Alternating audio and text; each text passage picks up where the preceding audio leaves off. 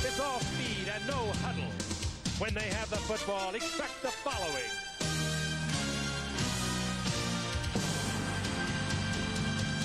This offense is a juggernaut.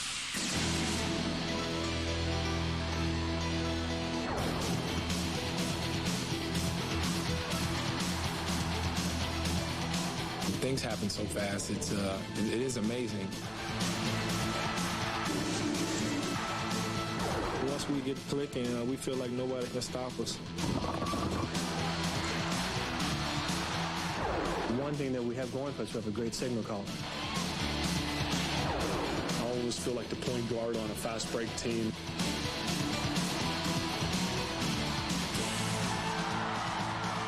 I'm the man calling the plays, and all the spotlight, all the pressure is on the quarterback, and I've always thrived on that, and here I am, and I'm enjoying it. The Buffalo Bills face the New York Jets on ABC's Monday Night Football.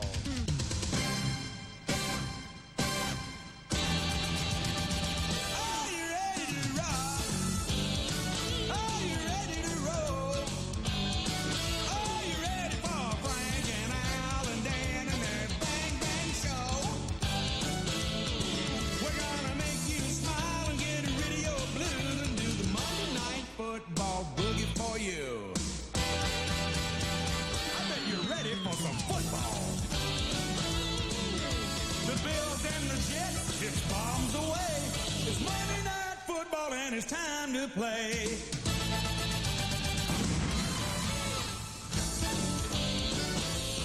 Giants Stadium in East Rutherford, New Jersey, home of the New York Giants and the New York Jets. And on an absolutely beautiful night for football here in the East tonight, the New York Jets will host the Buffalo Bills before a sellout crowd. Hello again, everyone. I'm Frank Gifford, along with Al Michaels and Dan Deerdorf. Happy you're with us. An important game for both the Bills and the Jets. A little more important for the Jets. A desperate one, if you actually want to look at it that way. The Jets are 1-5, a playoff team of a year ago. They thought they would be an improved team this year. They really need to win tonight's football game.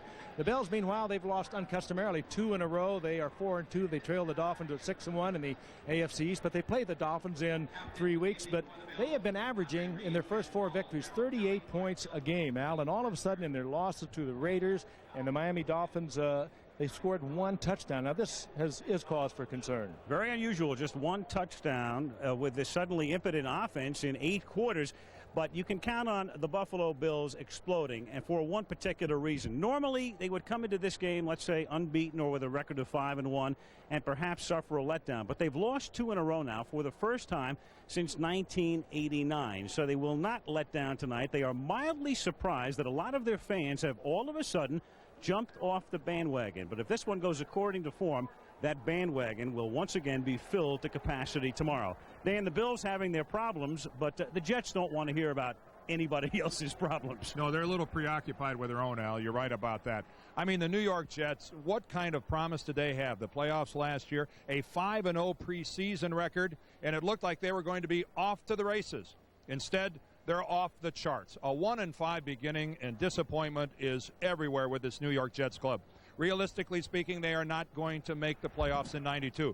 But one big way they can salvage their season is by beating Buffalo. Keep in mind, they have not beaten the Bills since opening day of 1987. That means only 5 members of this roster have ever savored a victory over Buffalo. A great big way to help save 1992. And prior to those 9 consecutive wins by the Bills, the Jets had reeled off 7 consecutive wins over Buffalo. So it's been a series of streaks as you look at the 2 coaches. Marv Levy, who took over in the middle of the 1986 season and has guided the Bills to back-to-back Super Bowl appearances. And Bruce Coslett, the former Cincinnati tight end and Bengal assistant under Sam Wyche, and now in his 3rd year as the head coach of the New York Jets. Perfect night, pretty much windless at the moment in normally windy Giant Stadium, and Steve Christie to kick off for the Buffalo Bills. So the Jets will get the ball as the game is underway on a one-hopper fielded at the 9-yard line by Eric McMillan, and he is tackled at the 28. Mark Pike makes the stop. And let's take a look at the Jets offensively. Browning Nagel from the University of Louisville threw 2 passes last year, but he's been their man. Won the job in a preseason mini battle with Ken O'Brien. Thomas and Baxter are the running backs. Toon and Moore are the wideouts.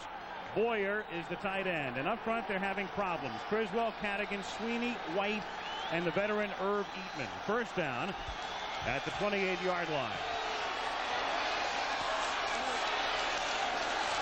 With Moore in motion, the play fake, pressure was on. He gets the pass off to Blair Thomas.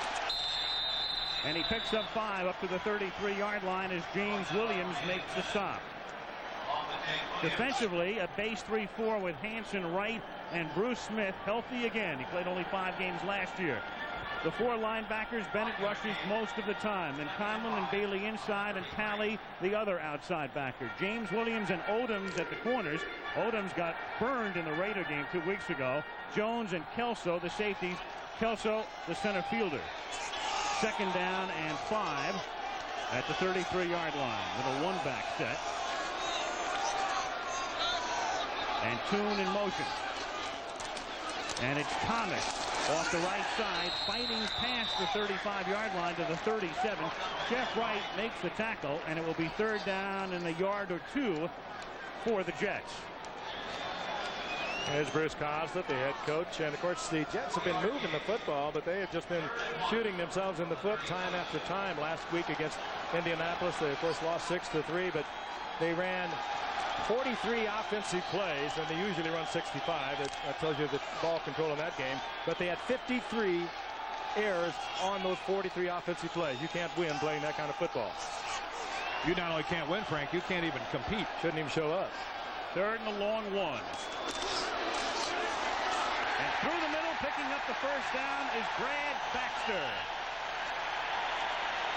They needed 1. Baxter gets about 8. First down, Jets. One of the things that the Jets have, I think, is confidence running the ball against Buffalo. In their 2 games last year, they really dominated the line of scrimmage. You can see how Conlon walked up on the line. That means there's no scraping linebacker. Once he's moved out of the picture, a gaping hole. And this is a good start for the Jets. Nagel completes the first pass of the game. They have success running the ball. The Jets feel they can control the offensive line of scrimmage.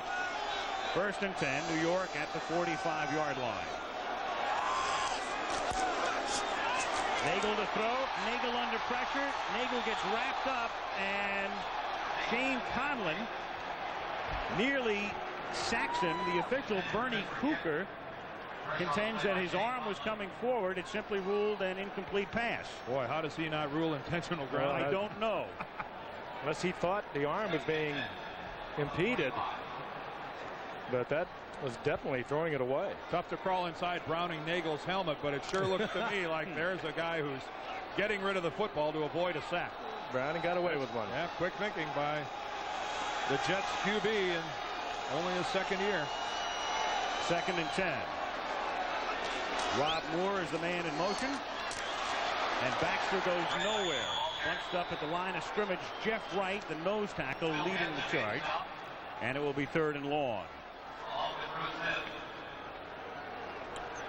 Browning Nagel, in effect, as you said, Al, is really a rookie, but he has worked harder probably than any rookie quarterback you'll ever know, because when the season ended a year ago with their playoff loss to Houston, he spent a few days getting a little holiday time, and then he joined up at the hip with Bruce Coslett, and they have worked the entire offseason.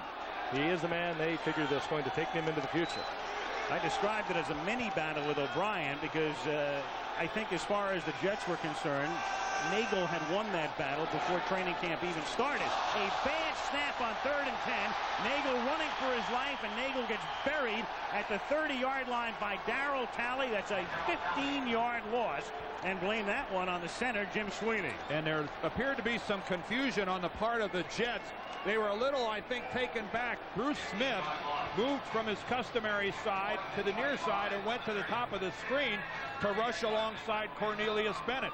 And it looked like the Jets, the majority of the Jets, were trying to figure out how to accommodate that move by the Bills. They were changing their pass protection. Sweeney snaps the ball early and poorly. The first thought of anyone on that offensive line is, where is number 78, Bruce Smith? Louis Aguilar to kick. Clifford Hicks back to accept it for Buffalo.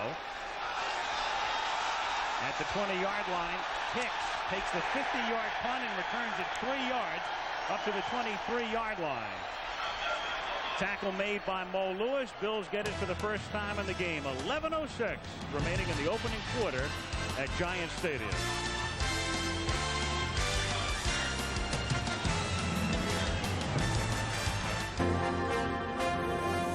ABC's NFL Monday Night Football. The Buffalo Bills versus the New York Jets. Brought to you by Miller Lite. It's everything you want a beer to be. By Ford and your Ford dealer. Have you driven a Ford lately? By Philips. The inventors of the compact disc present Compact Disc Interactive, another first from Philips. And by Delta Airlines. We love to fly, and it shows. The Buffalo Bills with a record of 4 wins and 2 losses. The Jets 1-5. Each team with the bye last week. And Buffalo has it for the first time at the 22-yard line. I made mention of that last sack.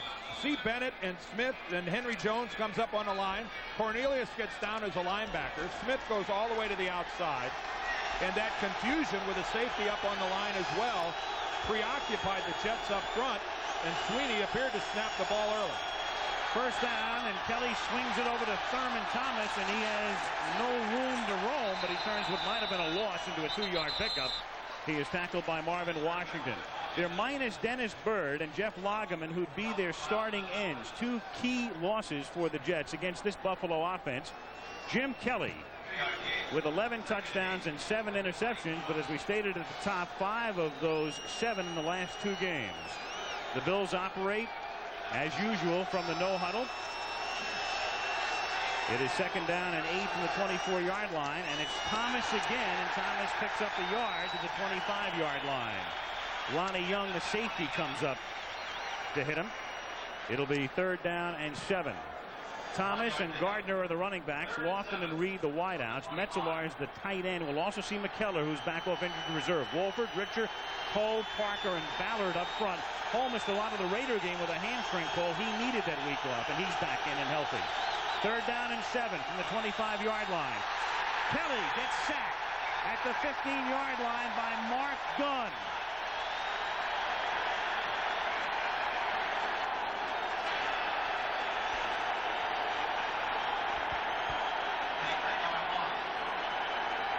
Big play for the Jets. They don't blitz anybody, but they have 5 defensive backs in. This is a coverage sack. Kelly had time to get rid of it, but no receiver, and Gunn makes the sack. Chris Moore to punt, standing on the goal line. Carpenter back to receive for the Jets. Great booming kick, tremendous kick. He stood on the goal line as he took the snap, and the kick comes down at the 35-yard line. Officially a 51-yard punt, and the Jets get it back.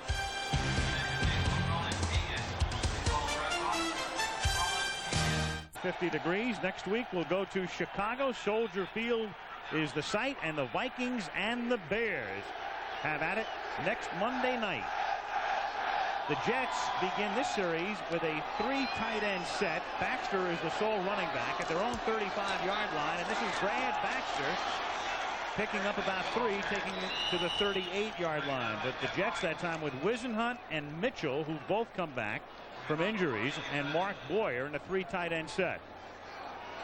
Last year the Jets were able to run the ball so well. They were 5th in the league in running the ball overall, and for some reason they've been able to run the ball well. It's just been the mistakes that I commented about a moment ago that have stopped him from sustaining the drives, and they just got to get rid of mistakes because they can still move it on the ground. And it's also a couple times they've fallen well behind early and just literally had to abandon the running game.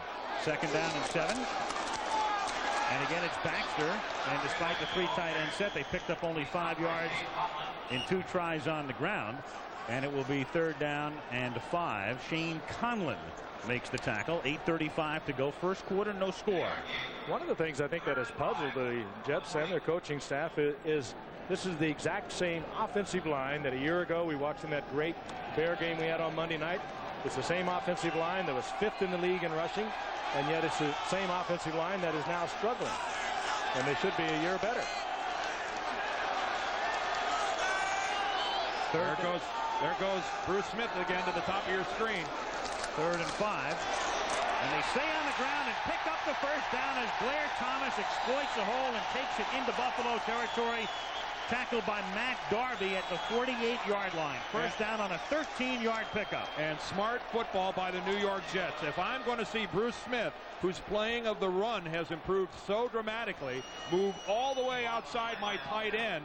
See, look at Bruce there, clear up at the top. He's all the way to the outside of Boyer, the tight end. Go ahead and run the delay back to the inside. Henry Jones, the safety, was up on the line of scrimmage. Excellent play calling by the New York Jets. And on first down, they come back to the 3 tight ends. 1st and 10 at the Buffalo 47-yard line. 7:20 to go in a scoreless opening quarter. Thomas again. He picks up 2. Blair Thomas, second guy picked in the draft in 1990. He's been okay, but the Jets keep waiting for him to go to that next level. That is the big question. I think that's the big question around here in this area, Al, is when is it going to happen? Of course, he had a remarkable career at Penn State and was the second player picked in the draft. Unbelievable credentials, and he has not played that poorly. He has not developed into a superstar.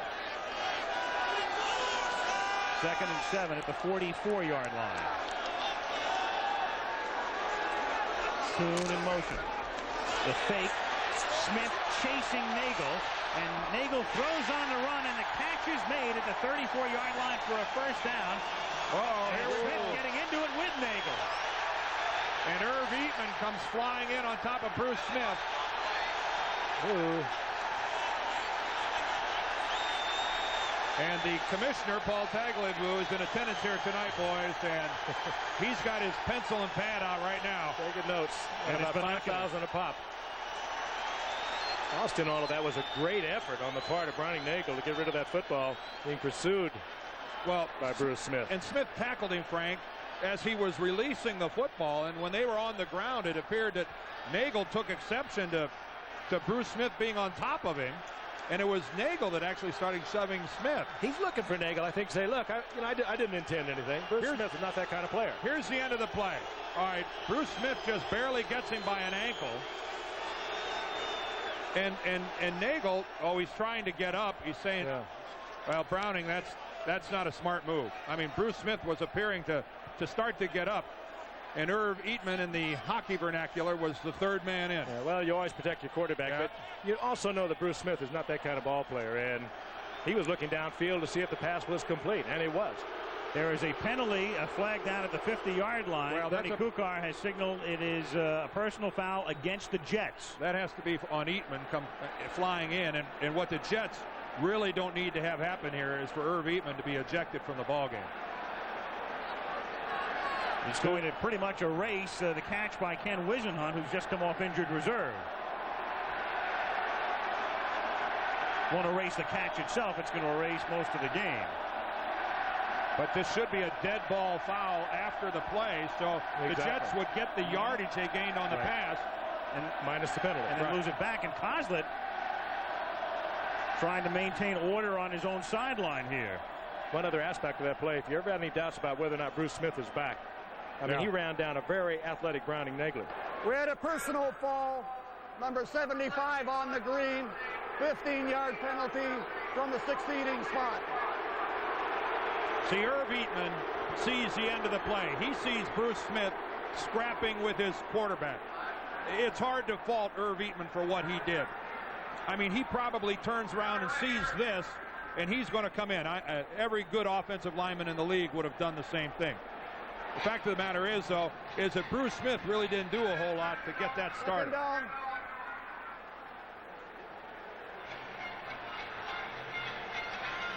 Well, Browning Nagel is certainly not lacking for intestinal fortitude. Bruce said, I didn't do anything. Bruce is going, this is a... They went looking for him to tell him that. Yep. I think Chris Burkett also got a shot in there, too, which I happened to notice on that last replay. A former Buffalo Bill. It was a 10-yard gain. Now it's a 15-yard penalty. It's a first down. And because it was a 25. dead ball foul. It's 1st and 25. Somehow they've got the down marker saying 2nd down. They got to get this cleared up. It was a 1st down on the catch by Whisenhunt to the 34-yard line, and the 15-yard penalty takes it back to the 49. We want to put the chains back to the original spot. It is 2nd down. And it's not a dead ball foul. Well, how could they're saying that was a continuous action? I mean, did it happen while play was still underway? That is apparently what they are ruling, to the total displeasure of the Jets. See, Bruce thinks it's 1st down as well. To be honest with you, I don't understand it either. It's a 1st down. It's a dead ball foul. It should be a 1st down here. They're calling it 2nd and 12. Then nothing happened. At the 49-yard line, Nagel. Nice fake. Still under intense pressure, then dumps it to the 45-yard line to Brad Baxter, and he gets tackled by Shane Conlon at the 41. Great touch by Nagel to get rid of that ball so delicately when he was being pursued, and probably thought he was going to get hit. All the pursuit coming from the backside, and he eased up just enough to get the ball to Baxter. He's got a lot of poise for as little as he's played. It's 3rd and 4 at the Buffalo 41-yard line. 5 minutes remaining. 1st quarter. No score. Nagel from the shotgun.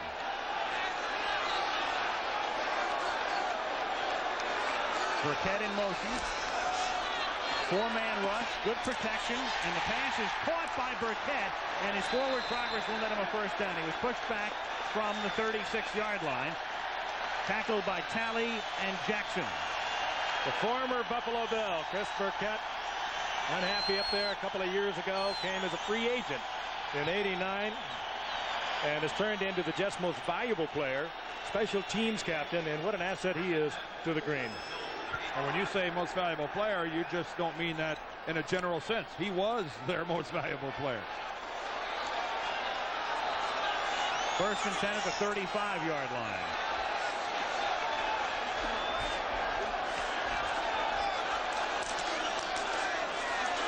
Baxter picking up about 4, taking it to the 31. Darryl Talley in on the tackle. Dan, did you ever center a ball? Did you ever fill in as a center? Oh, yeah. You know, Browning Nagel does something I've never seen any other quarterback do. Maybe we can get a shot at it. Craig can work one of the guys into it.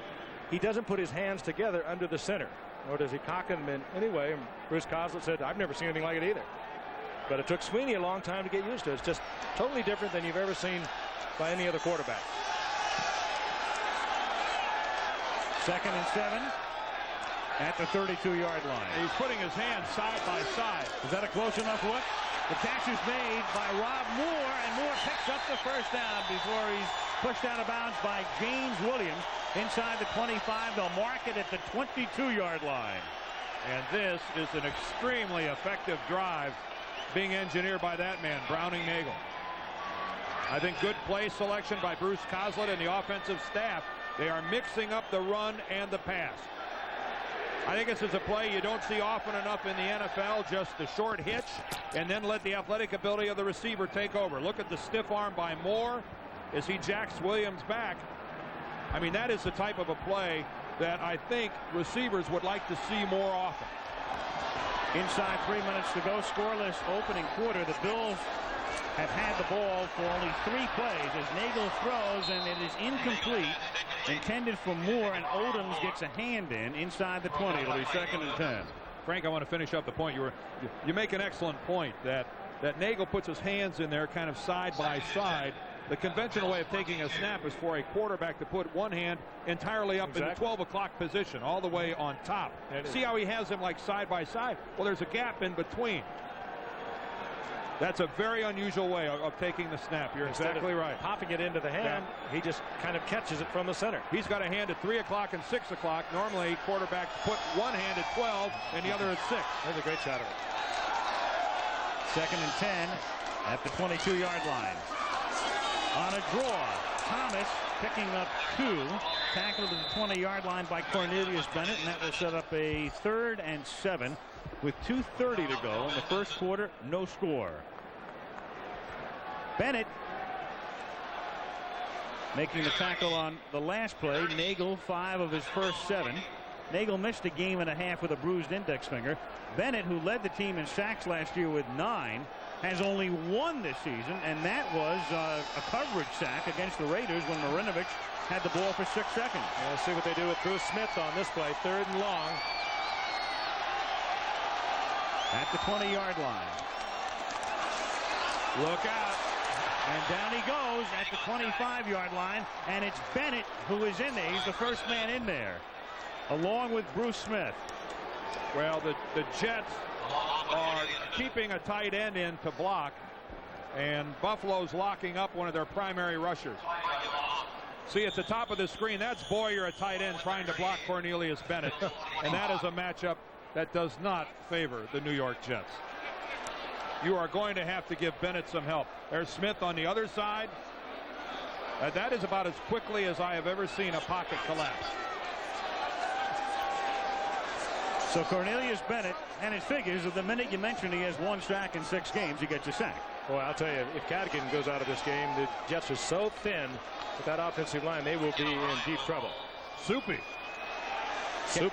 Gary Blanchard, who kicked in preseason with New Orleans, but you're not going to win a job there with Morton Anderson, picked up after the season began a 42-yard attempt. The reference there, by the way, is Soupy Malamala, who's a backup tackle for the Jets.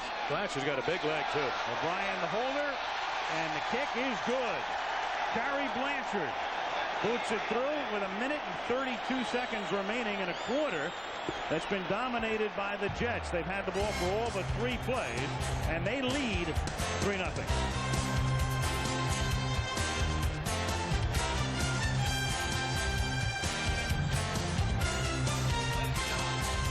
East of where we are, Giant Stadium, East Rutherford, New Jersey, as you look at the Twin Towers of the World Trade Center.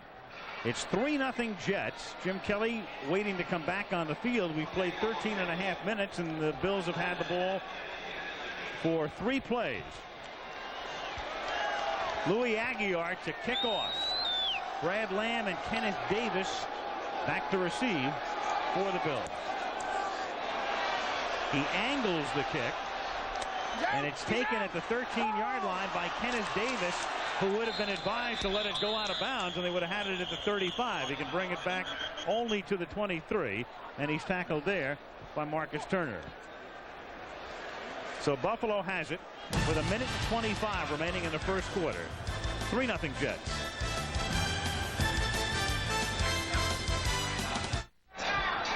The Jets will kick off again because they were offside on the last kickoff, so Buffalo will have another chance to return it after Davis was tackled at the 23. Aguiar to now kick it from the 30-yard line. That's worse. And a fair catch is called for at the 35-yard line by Rob Awol. Another heads-up call on the part of Awol. He could have taken quite a hammering because that ball only went about 25 yards. So first down Buffalo at the 35-yard line. Here's a reminder, Saturday at 1:30 Eastern time, the Tour Championship from Pinehurst, North Carolina comes your way. And college football features Stanford against Washington, Georgia against Florida, Ohio State against Iowa this Saturday on ABC. As Kelly retreats on first down from the 35-yard line and underthrows James Lawton at the 50. He was loose. He was open. It would have been a 15-yard pickup. Mark Gunn again putting the pressure on Kelly that time. 2nd and 10. I think it's interesting that they are getting pressure on Kelly. In the last couple of games, Miami and the Raiders, they use a very unique defense, much like the Giants did in Super Bowl 25. A couple of down linemen and the rest linebackers and a combination of defensive backs. The Jets are going with their 4-3 defense, and they're getting pressure. 2nd and 10 at the 35-yard line. Thurman Thomas, the sole back, and Thomas goes absolutely nowhere thanks to Marvin Washington. Yeah, we've seen big plays by Mark Gunn tonight. He's in there because Dennis Byrd is out with an injured shoulder. Washington is in there because Jeff Lageman is injured, and there he is. That's Bird on the sidelines. Lageman's over there somewhere. But nice. That's a good play. Be nice if they blocked him. Totally untouched. You release the defensive end like that, and no play is going anywhere. 3rd and 15 at the 30-yard line. The Bills still seeking their first down of the game. And Reed gets loose. Has it at the Jet 45 and gets tackled at the 33-yard line by Eric McMillan. Andre Reed on 3rd and 15. And Kelly has been masterful this year on 3rd and long and is again here. Well, you chalk that one up to James Hasty, one of the fine defensive backs in the league, because his job tonight is to shadow Andre Reed. He was in the coverage on Reed. He had to get help from McMillan as Reed was able to get away from Hasty. Wide open. There's Hasty 3 or 4 yards behind. A perfect pass by Kelly. Waning seconds of the quarter as Thurman Thomas takes it inside the 30-yard line and is bounced out of bounds at the 27. As the quarter ends, the Jets lead it by a score of 3-0, but Buffalo driving after 1, and we'll return to Monday Night Football after this message and a word from our ABC station.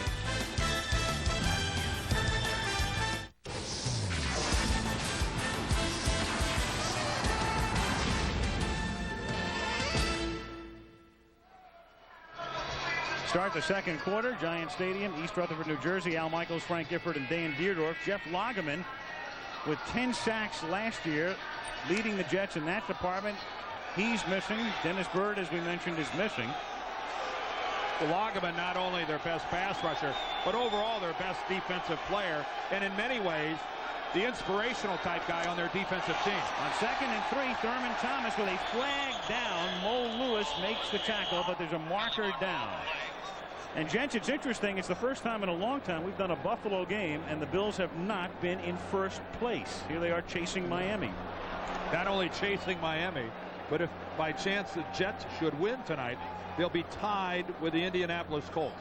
Now the Colts have made great strides, but that statement is unthinkable in Buffalo. They're having difficulty with that. Teddy Marchibroda, the former offensive coordinator of the Bills, who is now the head coach of the Indianapolis Colts. They've done a great job. 4-3 are the Colts, and that's where the Bills would be if they should lose this game to the Jets tonight. Bernie Kukar just told us the nose tackle is offside for the Jets, so it's an automatic first down at the 22-yard line. And here is Thurman Thomas. Thomas inside the 10, and Thomas going for the pylon but didn't get there. He is out of bounds at the 2-yard line. To his disgust, Lonnie Young saving a touchdown. Oh, you can shut Thurman Thomas down for a while, but you are not going to shut him off. He had a tough game against Miami 2 weeks ago, 3 weeks ago. He had a tough game 2 weeks ago against the Raiders. Gets that to the outside, kicks in the overdrive, great acceleration. What awesome blocking at the point of attack. Metzelaars, Carwell Gardner on the wing. You saw Glenn Parker, number 74, coming around the corner. What a well-blocked play by the Bills. And that looks like the Bills. And here they come up in the stacked eye with Kenneth Davis, the tailback, diving in for the touchdown. So Thomas is understudy. Kenneth Davis, he's as good as they come in terms of backup running backs. Touchdown Buffalo. And a good drive for the Bills, coming right back after the Jets hung up 3 points. But more importantly, they got it in from short yardage, and they have been a much troubled team in the last 2 games on short yardage plays. This time, just again, that tremendous offensive line, and it is a great offensive line, just blowing the Jets out of there. Also some playing time in there for Keith McKellar, number 84. Went in motion and was more of a decoy on the play than anything else, but Buffalo fans glad that McKellar's back in the lineup. And a great block by Gardner to take Clifton out of the play as Steve Christie converts 54 seconds into the second quarter. 7-3 Bills.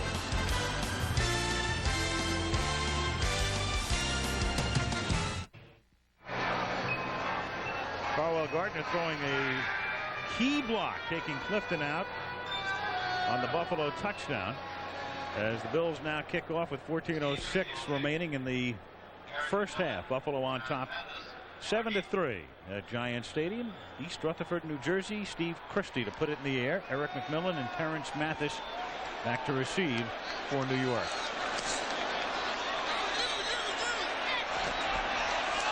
The 2, this is Terrence Mathis. Past the 20. And brought down at the 28-yard line. ABC's Monday Night Football is being brought to you by Chrysler Plymouth, a division of the Chrysler Corporation. 2 pieces of business on the confusing penalty in the first quarter, which originally was thought to have been a dead ball foul. The referee ruled it was a continuous action play, thus it was 2nd and 12 instead of first down. And also on the Bennett sack, it's only a half sack. They've given Bruce Smith the other half of that sack. He only got there about a second and a half after Cornelius Bennett did. And Irv Eatman hit Bruce Smith about 10 seconds after the whistle had blown. Here's Brad Baxter from the 29 out to the 32. A gain of 3. It'll be 2nd down and 7.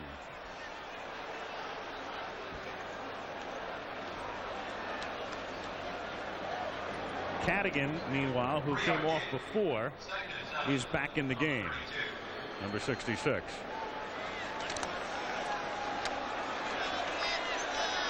There's Dave Cadigan, the left. That's Criswell, the left tackle. Cadigan, the left guard.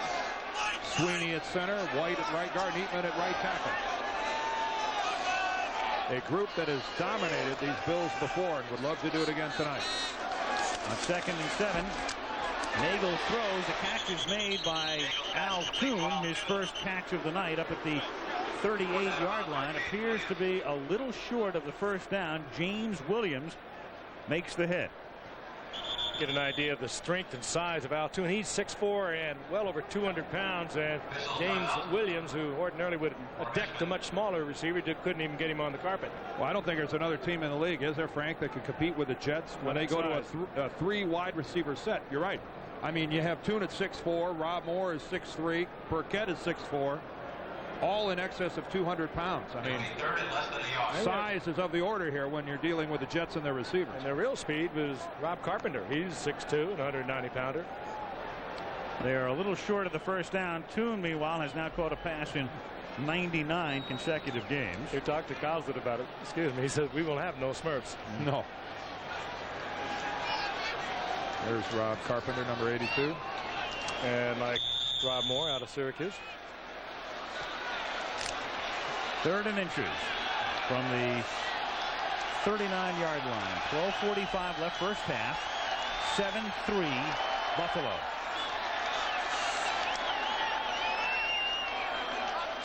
Burkett in motion. Baxter over the left side to the 42-yard line, and that's a first down for the Jets. Browning Nagel was born in Philadelphia, grew up in Florida, originally enrolled at West Virginia and would have played for Jeff Ostetler's father-in-law, Don Neyland, there, but transferred and then went to the University of Louisville and played there for Howard Schnellenberger, the same man who coached Jim Kelly in college at Miami. And who's been very vocal in saying that Browning Nagel really reminds him of Jim Kelly in many respects. Physically, they're comparable in size, attitude, mobility. High praise for Nagel. From the 42-yard line. Nagel comes back the other way on a dangerous pass that should have been caught by Al Toon, but dropped at the 50-yard line. Odoms with the coverage. And another way that Nagel is like Kelly is he's very, very confident in what he can do. And when you talk again to Bruce Coslet about if there is any problem with Nagel, it's his attempt to try to do everything, try to make something happen. This was a very dangerous pass, even though it should have been caught across field, and maybe he would have been better advised not to have thrown that ball. But he tries to make something happen on every play. And if there is any criticism that Coslet has of his young quarterback, it's that. Well, he made it happen on that play. It was his teammate that didn't. 2nd and 10 at the 42-yard line. The short drop, and it is nearly intercepted. Darryl Talley had it in his hands on a play vaguely reminiscent of the Entman play yesterday in the Indy-Miami game. And a little reminiscent of a pickoff in the playoff game against Denver. Talley timing the leap perfectly. Fine athlete, Darryl Talley. Gets unceremoniously deposited after almost interception by Mark Boyer. 3rd down and 10 at the 42-yard line. 11:45 left first half. Play clock ticking down. Safe to say an audible. And they get it off at 1. On 3rd and 10, the pass is complete, but only to Boyer for half the distance they needed, and Talley is there to make the hit. And the Jets will be forced to punt. Right now, Boyer doesn't look like he's too thrilled that Nagel selected him for the pass. I don't think Kozlik's particularly thrilled either. We've got a problem if I'm the most open receiver we've got. Well, on 3rd and 10, you're throwing a 5-yard pass over the middle, among other things. And Bailey just hammered Boyer.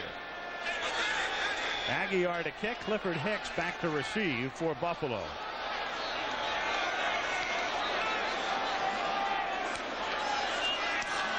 Bills try to set up a return, but a fair catch is called for, and then Hicks runs into his own man, Jones, and it's Burkett taking the ball at the 3-yard line. We've got a flag. Hicks goes down. I think the crowd thinks he ran into his own man, Henry Jones. But perhaps Jones was pushed into Hicks, and we'll take a look as Bernie Kukar gets it sorted out. And I think Hicks gets hurt on the play a little bit. He's limping over towards the Buffalo sideline. There's Burkett pushing Jones into him. There is no penalty. Well, you heard the call from the referee. There is no penalty, so very fortunate break and a bounce of the football. And Buffalo has to huddle in their own end zone. It's simply a punt that is downed at the 3-yard line. Now it's time for a regular feature on what's new in the world of sports science and technology. Next week on ABC's Monday Night Football. Buffalo takes over at its own 3-yard line. In a way, the Bills got a very big break there in that neither Hicks nor Jones touched the ball. The penalty flag was picked up. Simply a punt that was downed at the 3-yard line. As it turns out, a 50-yard boot. There's Burkett, who was in the middle of the action, and Buffalo starts from the 3-yard line. Yeah, he pushed the blocker right into his own man, and he's kind of laughing on the sidelines about it. 10:52 to go in the half. 7-3 Buffalo. Kelly to throw if he can, under a lot of pressure, and going very deep for Don Beebe, but there's a penalty marker down. No play. And in fact, there's no play. Well, is that in the end zone? No play at all. Could that be holding in the end zone? If it is, it's no. The official. The official came running in like it was no play. He came in to stop the play. Dead before the snap. Ball start on the offense, on the tight end, prior to the snap. There is no play. Half the distance to the goal line.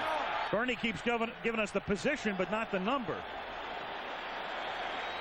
I think it's Keith McKellar right in front of us. Yes, it's number 84, and you see McKellar, who breaks out of his three-point stance well in front of the snap.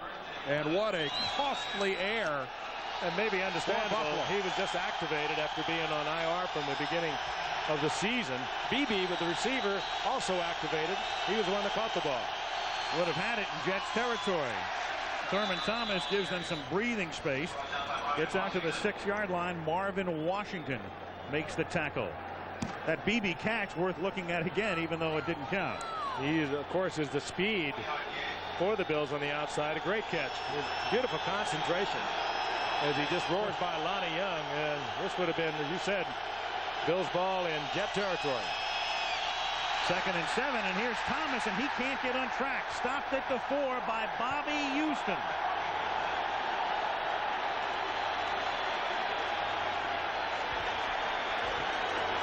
Bobby says, how about that, to the crowd, and they respond in kind. Well read by the Jets defensively. Containment is held by Houston. Thomas attempts to turn back, and the pursuit is there.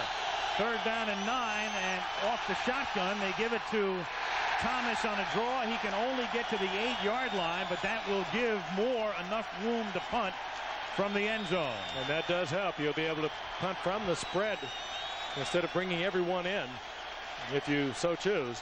Pete Carroll, the 40-year-old defensive coordinator, and Marv Levy now watching his team kick to the Jets with 9:30 remaining in the first half. Rob Carpenter back to receive Moore's check. See, if they had not got those 4 or 5 yards, those wide men who would be covering the punt would have to be in as almost like tight ends. And it does not give you good punt coverage.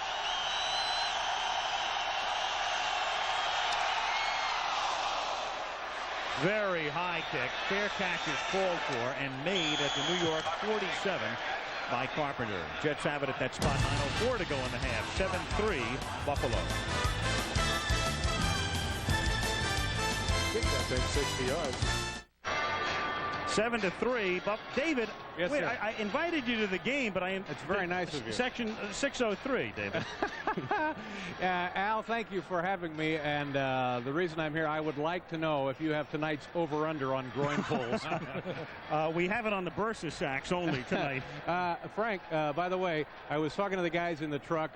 Regis Philbin phoned from your house. He wants to know where you keep the liquor. I just want to know who's in charge of security.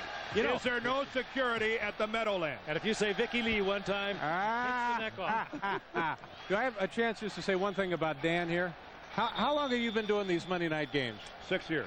6 years, and I know this for a fact. Every Monday night when he gets ready to do one of these telecasts, he still wears a cup. Man, I think that's professionalism. I do too. Are we, Kenny? Are we on 7-second delay, or is this really live? You never know when a stray ball might come flying into the booth. This is Blair Thomas on a first down, taking it to the 49 for a gain of 1. It is second down and 9. So give me your analysis of the game to this point. It's a classic contest. Who's playing? Well, it's your Bills, of course, and it's your Jets, of course. You know, the reason I'm here, I've wanted to do this for a long time. I would like to read the disclaimer, if that's possible. Can you roll your R's? I can do anything you want. Meredith had a career doing this. Okay. All right. So you tell me when you want this read, because I have a little something special. All right. Right after this play, it is second down and 9 at the 49-yard line. 8:20 to go first half. Buffalo on top by 4 as Browning Nagel fakes the draw. Has time, throws over the middle, and is dropped by Brad Baxter. It'll be third down and 9. That reception needs a disclaimer. David, the fact that you're here, does that mean you're coming here? Let's make some news tonight. Come on, let's make some news. Speaking of news, I was reading Kathy Lee's book, which is entitled, I've said it again. I did some fascinating things. I didn't realize that I guess after you left Bakersfield, and correct me if I'm wrong about this, you shared a locker with Amos Alonzo Stagg. Do I have that? Something like that. Something like that. It's fascinating. Then you have read a book. Yeah. Can we do this disclaimer so I can go home? Right after the next play. Okay. Third down and 9. At the 49-yard line. Nagel with 3 wideouts and 1 setback.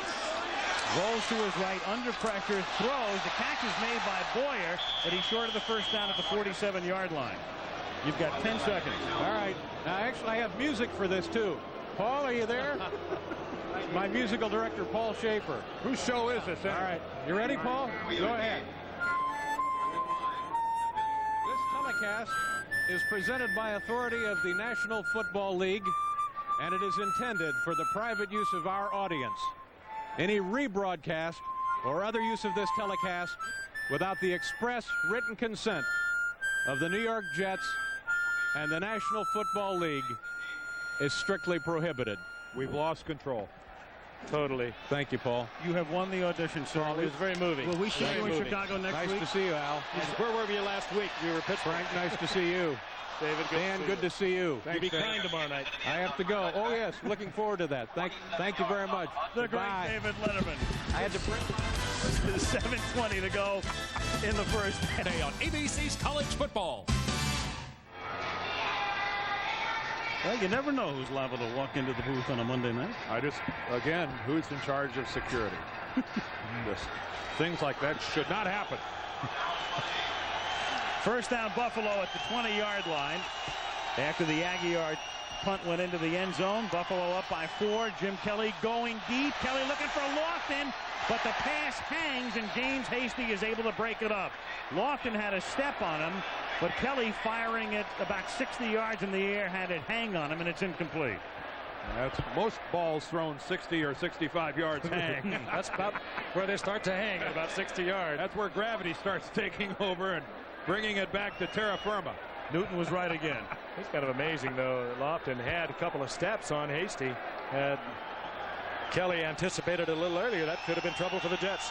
2nd and 10 from the 20-yard line. Kelly throwing incomplete, and out pattern intended for Brad Lamb, and it will be 3rd down and 10.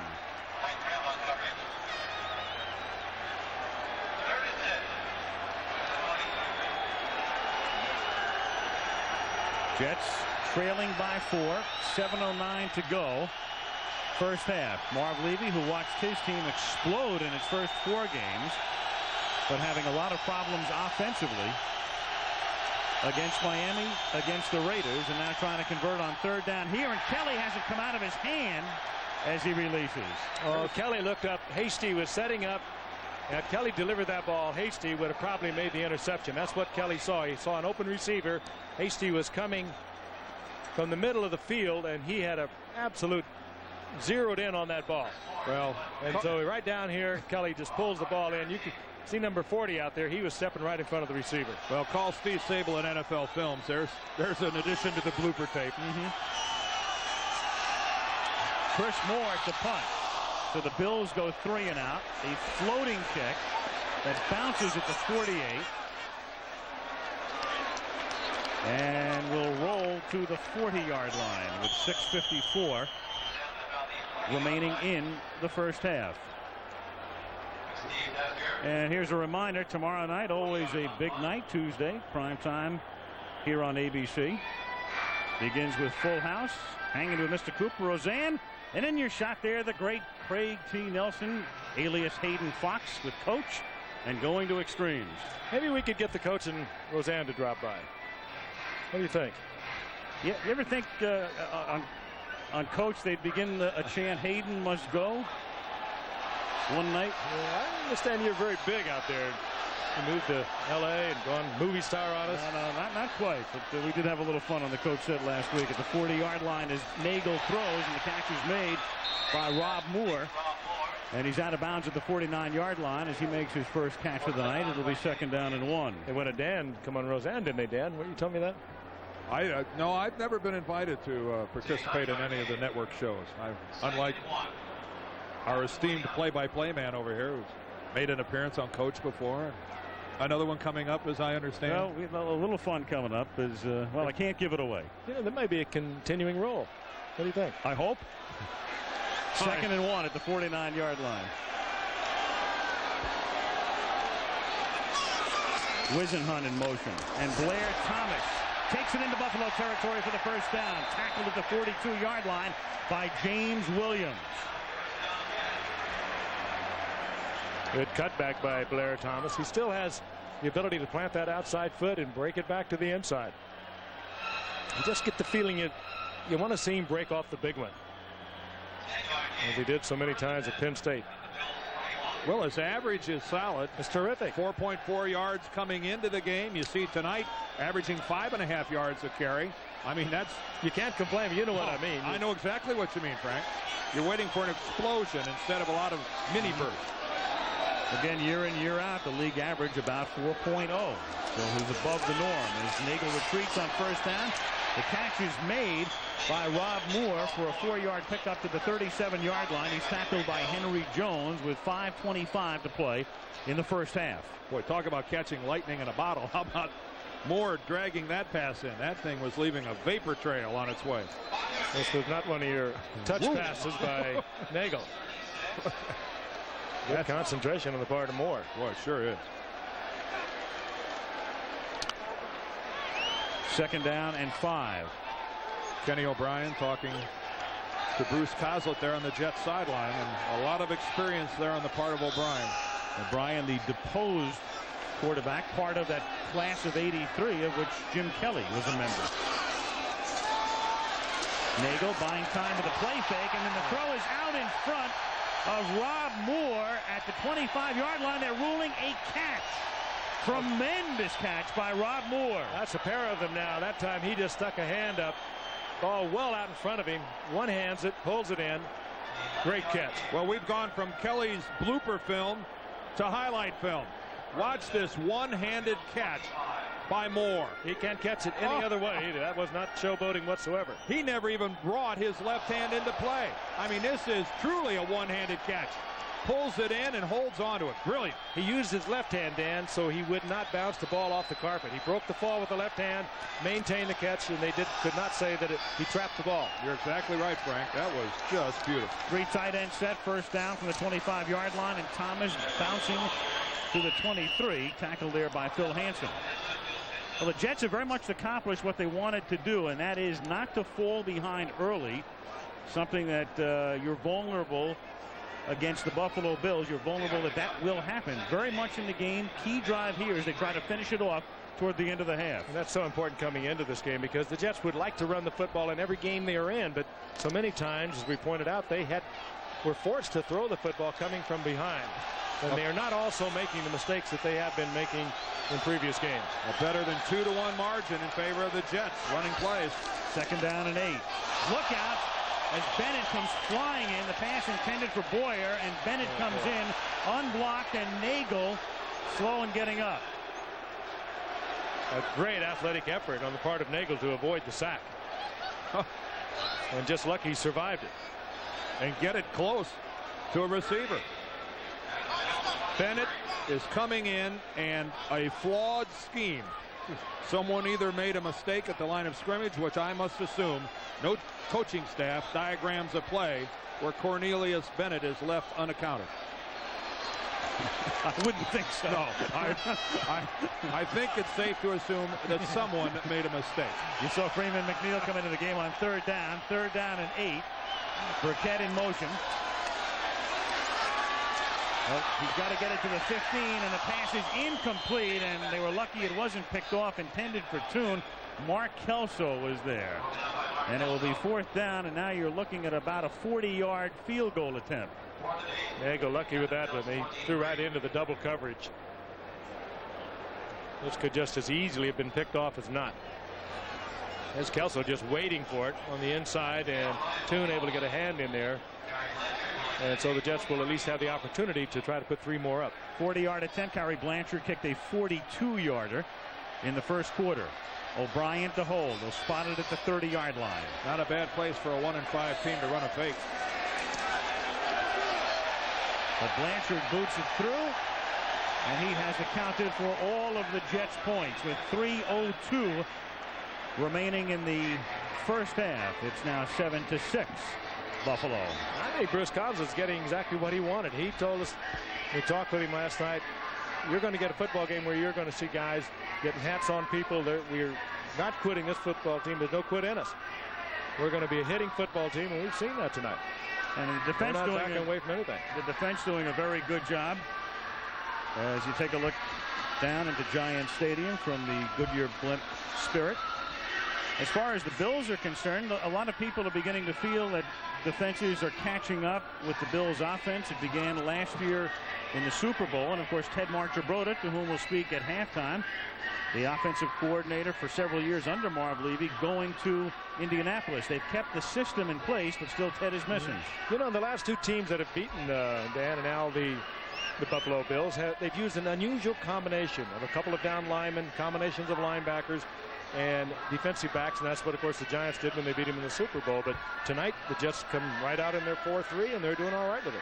One of the things that Tom Bresnahan, there's Jim Schaffner on the sideline, the quarterback coach for Buffalo. One of the areas that the Buffalo coaching staff thought that maybe, there's Bresnahan, was a little remiss in is staying in their 3 wide receiver, 1 running back set, which they call the K-gun, staying in it too much, that they are too predictable in that 1 formation. They plan to use more 2 tight end, 2 running backs. They'd like to get Carwell Gardner more involved in the running attack. And so Tom Bresnahan has said that he wants a little more variation from the formations. Basically still the same plays, but they need to not be quite so predictable. And if we haven't said too much about the Mercer sack of quarterback Jim Kelly tonight, it's because it really is not effective. Everybody's the most celebrated elbow in football, but it doesn't bother them. Aguilar's kick comes down to the 9-yard line. This is Brad Lamb, tackled at the 25-yard line, with Marcus Turner making the hit, and Buffalo with all of its timeouts remaining. In the first 4 games, Buffalo on a rampage. It was the highest 4-game total since 1968. And in the last 2 games, just the 1 touchdown and 2 field goals coming into tonight's game. There was a marker down on the last play. And one other thing we have not touched on in the last 2 games, Kent Hall, their all-pro center, has not been quarterbacking that offensive line for them. Personal foul against the Jets. We have a personal foul, number 22 on the green, 15-yard penalty, first down. Eric McMillan, and that means this drive will commence at the 40 instead of the 25. There is Kent Hall. He went out of the Miami game with a strained hamstring, went out of the Raider game in the first quarter, and the Raiders just tore the Buffalo Bills offense up. We're coming right up the middle with Howie Long and a linebacker combination of stunts. Without Kent Hall, they were a helpless offensive unit. Thomas takes it on a sweep and picks up 5 up to the 45-yard line.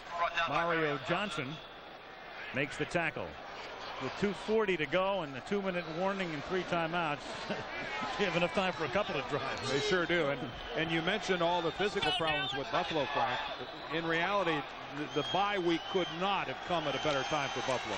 It was absolutely perfect for them. 2nd and 5. The catch is made for a first down. Don Beebe takes it out of bounds in Jet territory at the 47-yard line. Actually, Marv Levy said, giving Jim Kelly 10 days off, he thought he looked so good when he came back. He said, you know, that's not a bad. I may take a week later in the season and not have him throw the entire week, even though there might not be anything wrong with it. I think a quarterback's arm gets tired. He looks so good coming back. Here's Thomas again, and Thurman can pick up 2, only 2 to the 45-yard line. It'll be 2nd down and 8. Mo Lewis makes the tackle, and that will take us to the 2-minute warning. 2nd and 8 when we come back to Giants Stadium, where the Bills lead the Jets 7-6.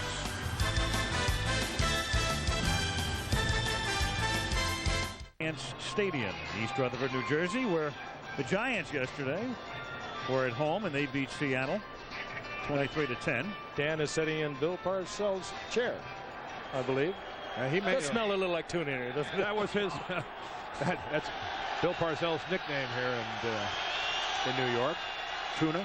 Don't ask me where it came from. 2nd down and 8. As Kelly throws, the catch is made at the 34-yard line by James Lofton. That's a first down. Again, the Bills have all of their timeouts left. Mike Brim makes the tackle. Buffalo up by 1. Every time I look down there and see Lofton or look at the video, like the great game he had against the Raiders and some of the plays that he made, they're just marvelous. Here he is in his 15th year. Kelly, a lot of time. Kelly going deep, and it's picked off in the end zone by Brian Washington. James Lofton double covered, and Kelly tried to get it in there. And Brian Washington with the interception. I don't think he ever saw the double coverage, but Washington was zeroed in on Lofton all the way. Yeah, Washington's playing his side of the field.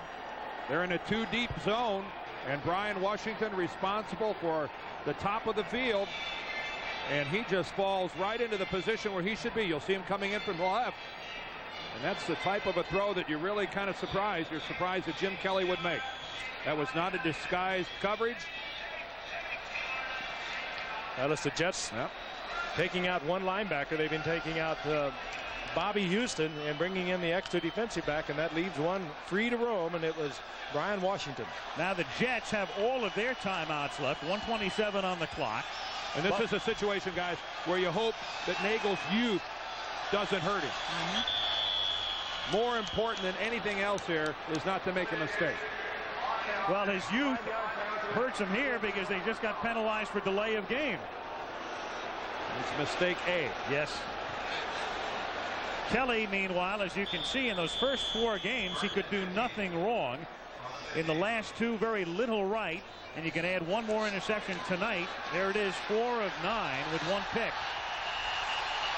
A lot of yardage, over 300 yards in each of those 2 losing games. Meanwhile, Buffalo has just taken a timeout. Well, I know one thing Dueling you can say. timeouts. I know one thing you can say about Jim Kelly. His confidence is not shaken. A lot more than this has to happen to rattle Jim Kelly. He's unhappy with himself, sure. Who wouldn't be? But this is when he puts his hands under center for the next play, whether it's at the end of this half, or almost certainly the beginning of the second half, the interceptions will be forgotten. He will play the game exactly the same, whether he's thrown 3 interceptions or 3 touchdown passes. He's confident, and he's also frustrated at the moment. He's proven that over and over. But there is something that has been missing, and whether it could all be related to Kent Hall, the center, I doubt that. Something that's been dramatically missing in this Buffalo Bills offense for the last 2.5 games. They just don't look like the explosive Buffalo Bills that we have become accustomed to. That have gone to the last 2 Super Bowls, that have won 3 division titles. It is 1st and 15 at the 15-yard line. Each team now with 2 timeouts left. 1:27 on the clock.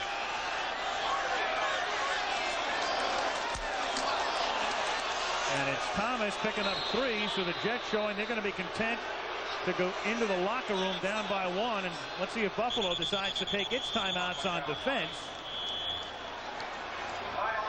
And they do. They take a timeout here.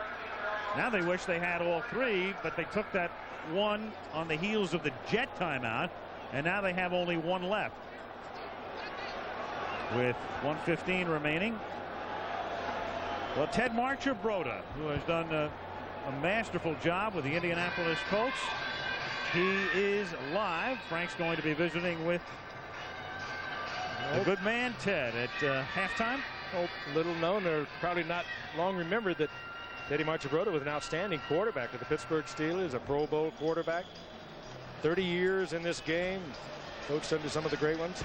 Well, he knows how to turn teams around because he did the same thing in the mid-70s with the Baltimore Colts. 75, he came in and had an incredible reversal of fortunes there. The only man to have coached the Colts in 2 different cities.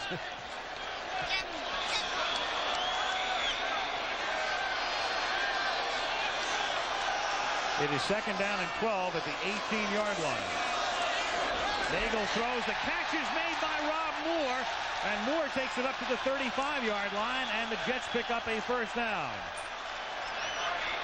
So the Jets, knowing that they had to move the ball and they couldn't sit on it and go in down by 1 because Buffalo was going to use its timeouts, take it out to the 35 with 1:08 to play in a timeout called by the Jets. Great pass by Nagel. He threw it right into a crowd, and Rob Moore again with a fine catch, keeping the concentration even though he was in that traffic. It's really hard to argue with Bruce Coslet and his strategy here of playing Browning Nagel regardless of what the record. The only thing you really worry about with a youngster like this at quarterback is that he sees so much adversity and so many things go wrong that his confidence is shaken, and Bruce Coslet says that is not a factor with Browning Nagel. So the future of the Jets is number 8, and you might as well play the kid, let him make the mistakes, hope that your ball club grows along with him, because it's apparent to anyone who knows anything about this game, this is a man with exceptional talent. When you're around him too, you realize that it would be hard to shake his confidence. 1st and 10 at the 35-yard line. Bennett showing blitz. Nagel throwing, and it's picked off at the 40-yard line by Nate Odoms. Now Odoms looking for blocking. Odoms out past the 35 and out of bounds at the 39-yard line. A tussle ensues downfield with 55 seconds remaining. And again, it is Browning Nagel and his good pal Bruce Smith. Well, it was Nagel trying to throw into double coverage. Man in front, a man behind the receiver. Nagel, again, maybe a little overconfident that he could get it in there, and he gets the pickoff. And you really don't want to turn the football over to the Buffalo Bills with 55 seconds remaining. No one moves it more quickly. Let's see what happened after the pass. There he releases it. About now it's intercepted. You see the players react, and Bruce Smith goes after Browning Nagel. And again, another Jet comes to Nagel's aid. And back live, it's almost picked off on Kelly's pass. Getting a hand on it was Lonnie Young. It'll be 2nd and 10 at the 39-yard line with 51 seconds and 1 timeout at Buffalo's disposal.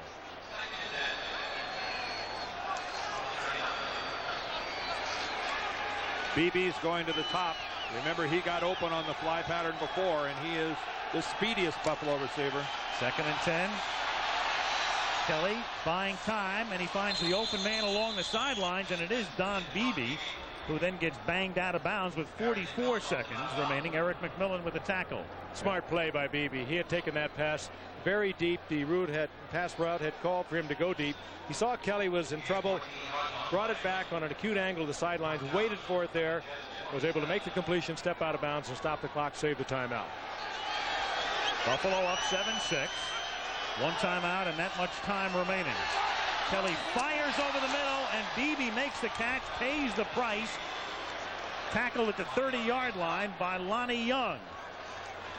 And now you see that it's tit for tat as we see Marvin Washington going after Jim Kelly. And Kelly grounding the ball to stop the clock with 25 seconds remaining as they want to preserve that last timeout. You see that Marvin Washington just trying to grab Kelly. He's trying to keep Buffalo from getting downfield, and Kelly's holding on to the ankle of Washington. Bruce Smith, Browning Nagel. Now we have Washington and Kelly. 2nd and 10 at the 29-yard line. They give it to Thurman Thomas, and Thomas takes it inside the 20 to the 15-yard line, and a first down, tackled by Lonnie Young, and Buffalo stops the clock with 18 seconds. That's their final timeout, is it not? It is their final timeout. So you can try to get it into the end zone once, maybe twice. Already, clearly, you're in field goal position. You're looking at a 33 or 34-yard attempt from this point by Christie. I'll tell you, that call tells you exactly how much confidence they have in Thurman Thomas to pick up that yardage to make almost a surefire field goal. Well, it's a beautiful look at Thurman Thomas coming right at you, isn't it? Isn't he amazing? Oh, a gifted running back. Kenny Wolf, Craig Janoff giving us a good look there from ground level. That's, you know, he's what a player. He is, you know, and he carried the ball over 900 times in college. Thurman Thomas did. He's carried it over 1,200 as a pro, and he's remarkably durable. He went out of the Raider game a week ago, had a pinched nerve in the neck. He got that on the sidelines. Didn't have a bad understudy at Oklahoma State either, huh? Not too shabby. Guy named Barry Sanders. Who got on track himself yesterday. Yeah, big day. In Detroit's win against Tampa Bay. Gotham, 8 miles in the distance. 1st and 10 at the 16-yard line. 18 ticks left. 7-6 Buffalo. Kelly throwing for the end zone. He's got Lofton. Touchdown. What an incredible move by Lofton. Turned Eric McMillan inside out. Why would they have single coverage on Lofton or any of the wide receivers? But you know they've got to throw it into the end zone. But Lofton came down, drove to the inside. McMillan bought it, broke it to the outside, and Kelly released it just as he broke. This is an absolutely beautiful pass play. Fires the ball. Lofton's in his break right there. McMillan completely turned around on it. Steve Christie for the point after with 12 seconds remaining. The Bills take a 14-6 lead, and that has to be a terribly dispiriting touchdown for the New York Jets. The Jets look to be confused. Take a look at the safety right here at the top. If you take a look at the player who's right on the 5-yard line to the right, watch him. See, he's pointing. He's confused. Normally, you'd think he would have the deep outside of the end zone. Instead, it falls to the safety on the far side, and he is in no position to get back in. McMillan's in a trail position. Lonnie Young coming from the far side can't get over there to be a factor. And the Jets appear to have some sort of confusion going in their secondary. I say a terribly dispiriting touchdown against the Jets because they make an interception, then they think they're going to run the clock out, then they get a first down, then they think they're going to march down the field only to see a pass intercepted. And the Bills not only get into field goal range, but convert with 12 seconds remaining in the half to go up by 8. Well, you touched on something. Nagel trying to force that pass completion in down at the 30-yard line. The interception, and you don't do it against Buffalo. I mean, they just can zing you too quickly. There's just a little bit of time remaining, but he tried to make something happen, Browning Nagel, and the Bills put 7 points up on it. But what a great timing pass. Is there Kelly to Lofton. Is there another team in the league that when they execute a short drive like that makes it look any simpler than the Buffalo Bills can make it look? And so quick. I mean, it's almost that surgical precision the way they execute on occasion. Only Denver with Elway most days except yesterday. But even at the end of the game. Even with Denver, it seems to be more of a struggle than it is for Buffalo. Until the last couple of minutes, anyway. Yeah. A bouncing kick is fielded up at the 23-yard line. Roger Duffy, all right. Yes, sir. The backup guard. He wasn't going to wait for one of those backs to get it. Nope. He watched Stempman yesterday, too. He saw a lineman go the distance. Buffalo's drive, and that's the way Buffalo operates when they hit on all cylinders. 62 yards in 43 seconds. And they don't look frantic doing it. Maybe that's the difference between when you see Denver. There's almost hysteria that Elway is able to control. With Buffalo, they just simply do it, and all of a sudden you look up and they've used 43 seconds. Crowd wants the Jets to air it out, but they're going to be content to go into the locker room down by 8. When in actuality, they should have been down by only 1. 14-6 at the half, and we'll return with halftime activities after this message from the National Football League. And a word from our ABC station. Again, here now, Frank Gifford. Halftime from East Rutherford, New Jersey. The Bills over the Jets 14-6.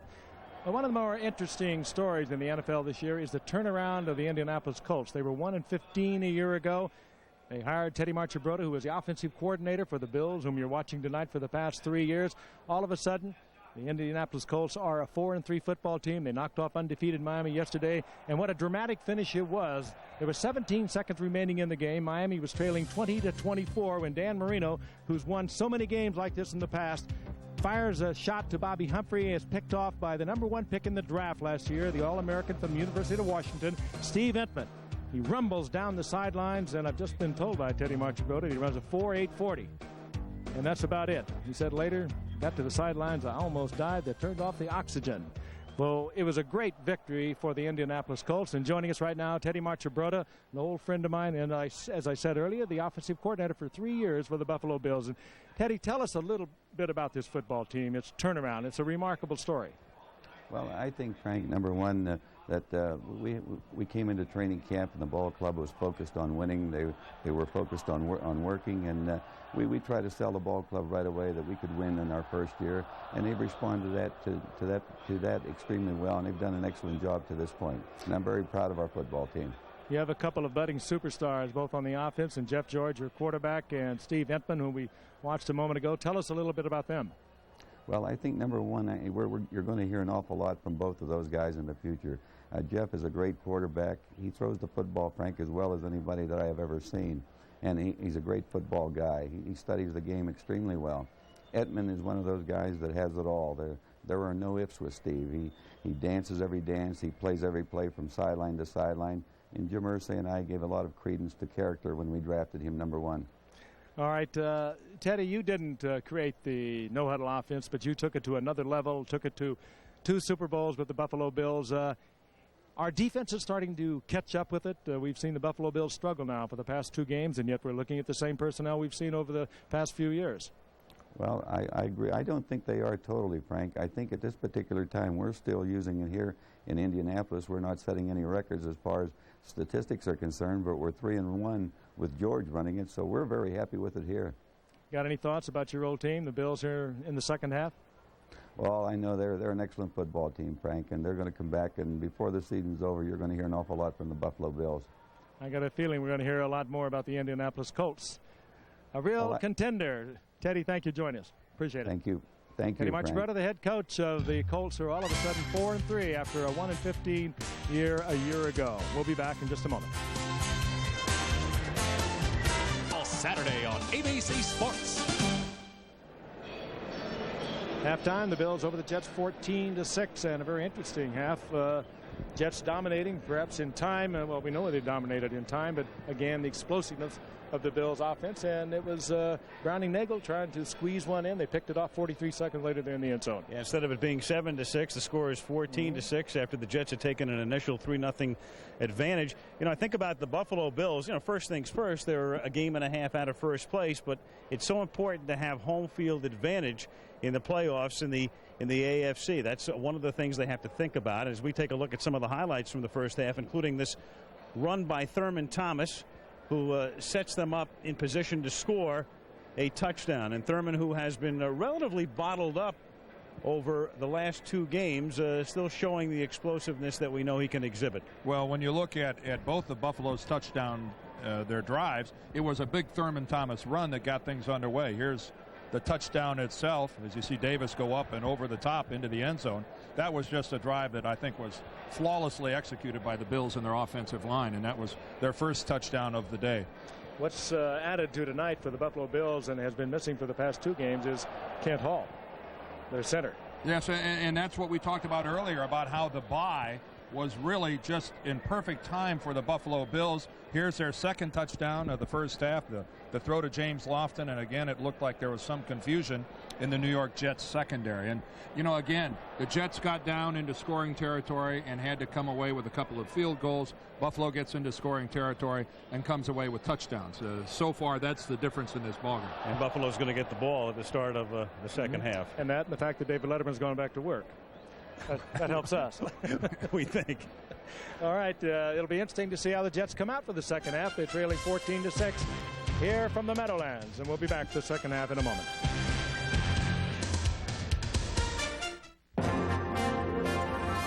The Toyota Halftime Report has been brought to you by Toyota and their full line of quality cars and trucks. Toyota, I love what you do for me. We'll be back with the second half kickoff after this message and a word from our ABC stations. Fall. Brought to you by Budweiser, the king of beers with that fresh, pure, natural taste. Nothing beats a Bud. By all the team members at Saturn, a different kind of company, a different kind of car. And by McDonald's. What you want is what you get at McDonald's today.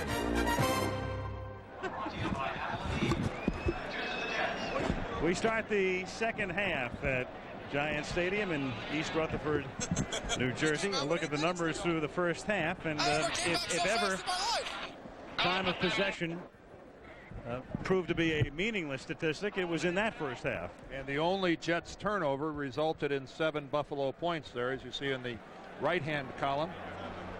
No time of possession out when the Buffalo Bills are on the field. But it's still a statistic that Buffalo's opponents like to have, because it's keeping their offense off the field. But you're right, it can be misleading because of how little time Buffalo uses when they are moving the football.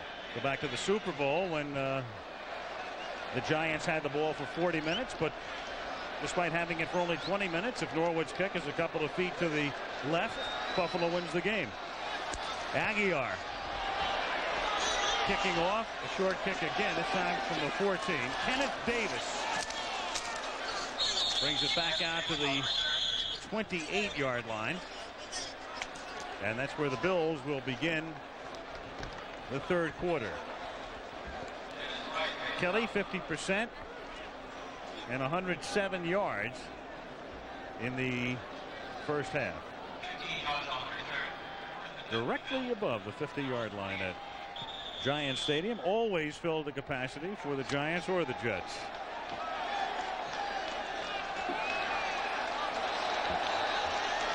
First and 10 from the 28-yard line.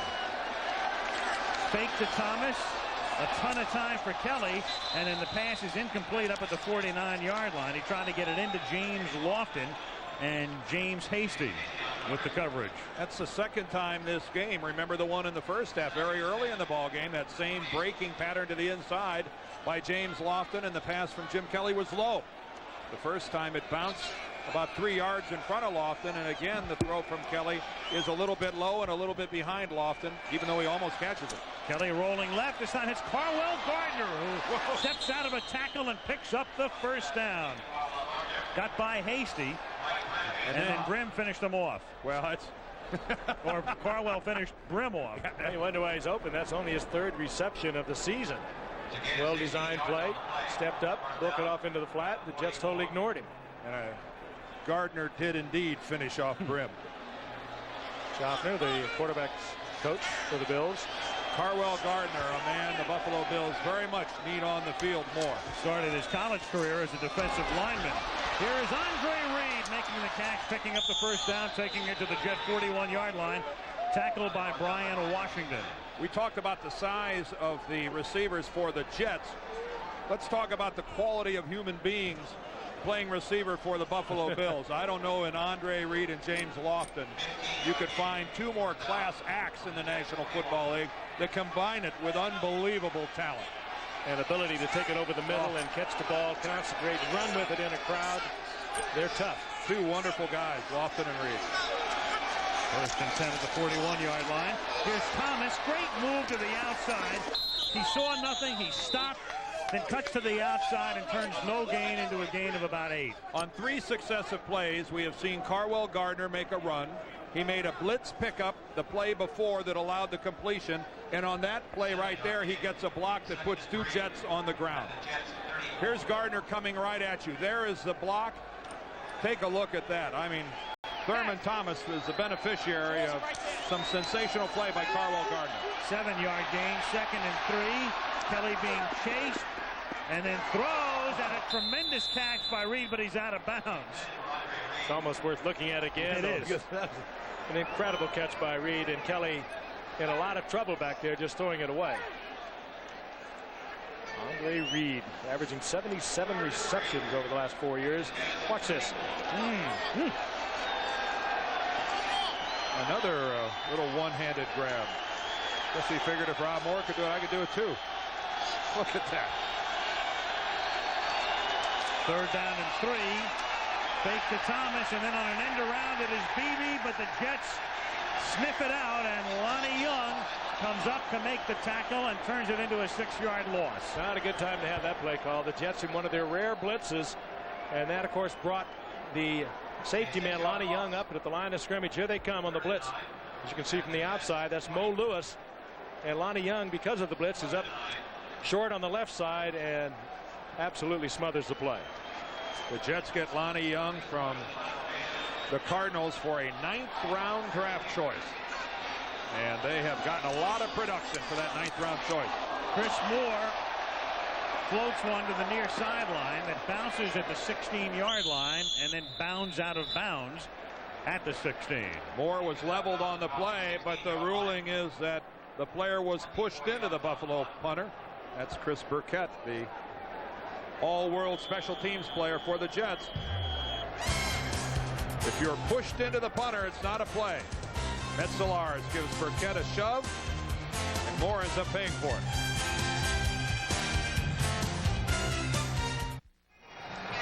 .12:21 remaining in the 3rd quarter at Giant Stadium. As you look at Bruce Smith, his Bills lead 14-6 as they try to go 5-2. Miami on top in the East at 6-1. Here's Cornelius Bennett. Jets coming into the game with a mark of 1-5, and that one win against the lowly Patriots, who've yet to win this season.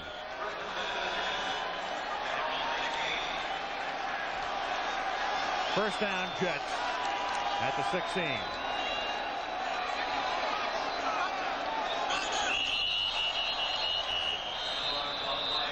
Smith coming across along with Jeff Wright. Were they provoked?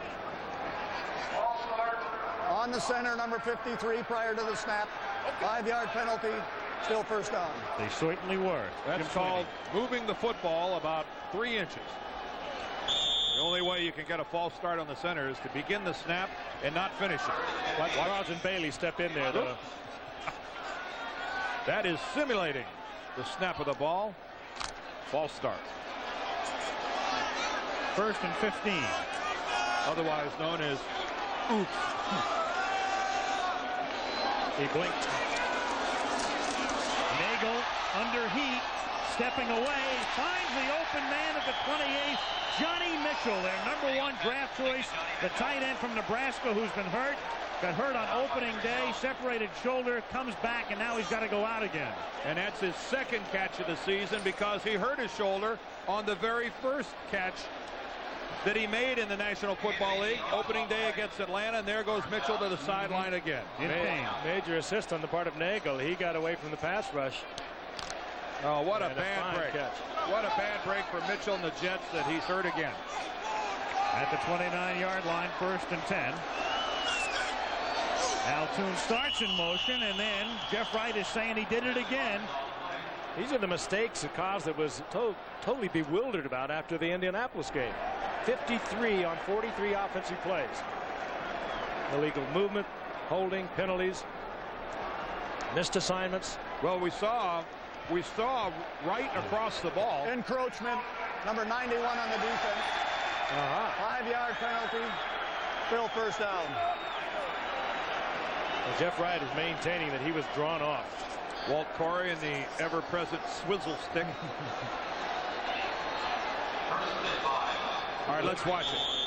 Now Wright is going to move from the left, and you can see he put the left hand on Sweeney's shoulder, and that's the end of the play. As soon as there's contact, it doesn't matter how many people in a green jersey move. 1st and 5 now for the Jets at the 34. Buffalo up by 8. 11:20 to go in the third. Blair Thomas fights his way out to the 40-yard line. That's enough for a first down. Cornelius Bennett makes the hit. Cornelius Bennett missed training camp, negotiating a new contract where he ended up with a $2 million per year deal. He stays on the outside and really just fights off a flash block and falls back in. I have to do a little better job of putting a stamp on number 97, Frank. Those few linebackers that you always have to be aware of on the backside. Tune in motion on first down from the 40-yard line. Here's Blair Thomas.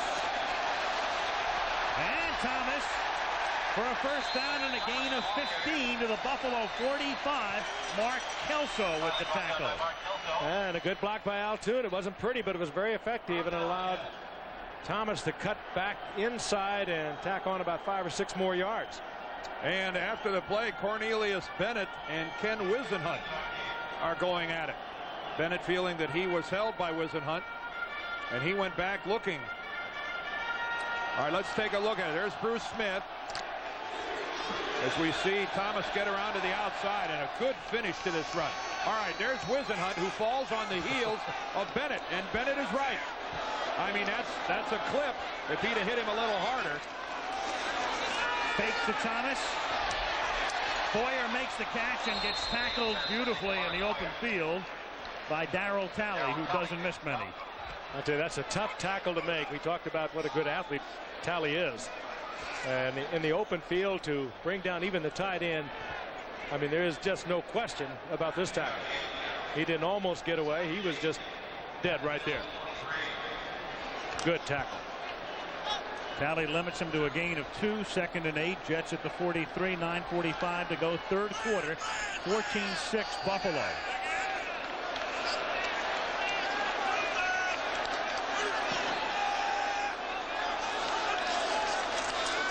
Short drop by Nagel.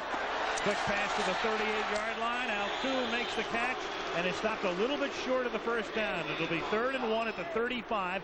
James Williams with the tackle. Williams playing a little far off of Toon. One of those multiple number 1 draft picks they have on this defensive team out of Fresno State, giving Toon a lot of yardage.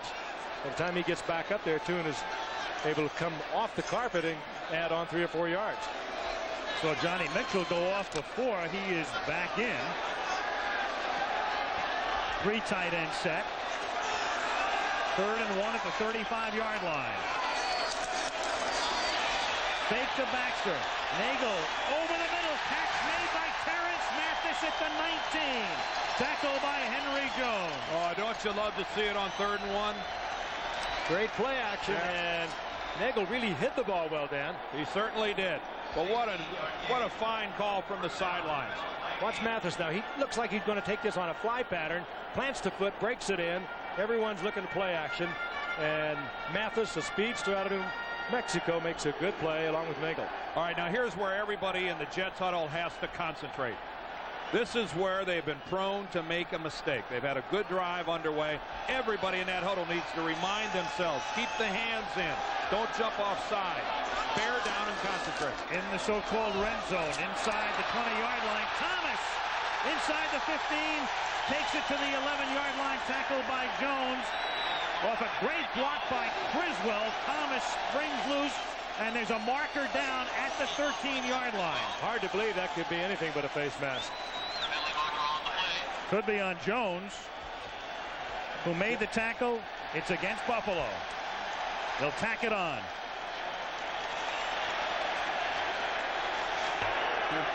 Face mask penalty, 5 yards from the end of the run. First down. Would have been 2nd and 2. Big penalty. First down. Big block by Jeff Criswell out in front of that play.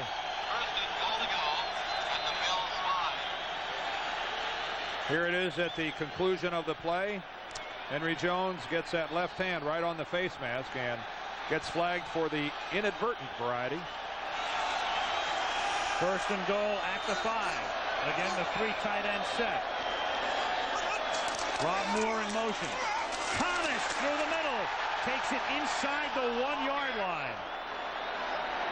And Blair Thomas starting to show signs of taking it to that next level. Certainly is. Here comes Freeman McNeil into the lineup as they are going to go into their short yardage situation. And Thomas, I think, will get a nice hand from the Jets crowd here. Good surge off the right side. Dwayne White, the right guard, especially with a good block. Of course, when you're nicknamed the road grader, you ought to get a good block. But this, to this point in time, has been a superb drive by the New York Jets. McNeil is in, now out. Chafee and Baxter are in. 2nd and goal. They give it to Baxter, who tries to burrow in for a score, and no. Head linesman comes in and says, put it down outside the goal line. 3rd down. Baxter is their short yardage man inside the 5-yard line. He's got 19 touchdowns in a little over 2 years, and they go right to him. And Bennett's hurt. Cornelius Bennett still down on a knee. Mary's up. 3rd and goal. Buffalo needs a little bit of what the Eagles did yesterday to the Cardinals with one of the great goal line stands in NFL history. 7 plays inside the 3 and couldn't get in. Do you bang it straight ahead, or you come with a little play action? They give it to Chafee. His first carry of the night is a touchdown. That was a big-time drive by Nagel and the Jets. Yeah, starting all the way back inside their own 20-yard line. A lot of composure. They didn't come up with the error. They didn't come up with the mistake. They just hung in there. Chafee signed as a special teams performer, in essence, Plan B from Atlanta. First carry of the game for him. And a big block by big number 75, Irv Eatman. All 300 pounds of him. And Bennett is hurt, so an injury timeout here before the attempted conversion. Well, Bennett's had the problem with the wrist, and it appears that they're looking at something on his arm. This has been a nagging problem for Cornelius Bennett. He's worn a soft cast early in the season. There is Chafee from Oregon State last year with Atlanta. He carried the ball 29 times all season, scored 1 touchdown. So Bennett needs some assistance. He'll come off. Key play on that drive, of course, for the Jets was that 3rd down conversion, 3rd and 1. And off the fake, they went to Mathis for a first down. You hope it's not the wrist, and it may not be when you look at Bennett walk like that. You just hate to see the recurrence of an old injury. You touched on something too, Al. Pat Chafee, one of those Plan B players. Unlike the Bills, over the past 3 years since, let's take a look at this play again. He was shaken up before. This was the earlier play. That's when they stopped Baxter short of the touchdown. He was hurt on that play. But again, we'll get into the fact these Jets have been totally turned around in the past 3 years. Only 14 players remain in the roster from when Kozlik got here. Yeah, the composition of these two teams vastly different, but the score isn't. 5:56 to go in the 3rd. 14-13 Buffalo. It's this one. It's the real deal. That's next week, but we've got a good one this week. 14-13 the Jets. 10 plays, 84 yards after stopping the Bills, and down by just 1. Almost read the lips there on Cornelius Bennett. I'm all right. Aguiar to kick off. Lamb and Davis back to receive. Aguiar's kicks have been very short tonight, and this is no exception. At the 21-yard line, Kenneth Davis gets by McMillan and gets written down up at the 35-yard line. That's where the Bills will begin their next drive after a Glenn Kedrez tackle. 5:47 left in the third. Bills by 1. Leading 14-13, and the Bills have it first and 10 at their own 35-yard line. Bruce Smith and his defensive unit getting pushed down the field on the last Jets drive.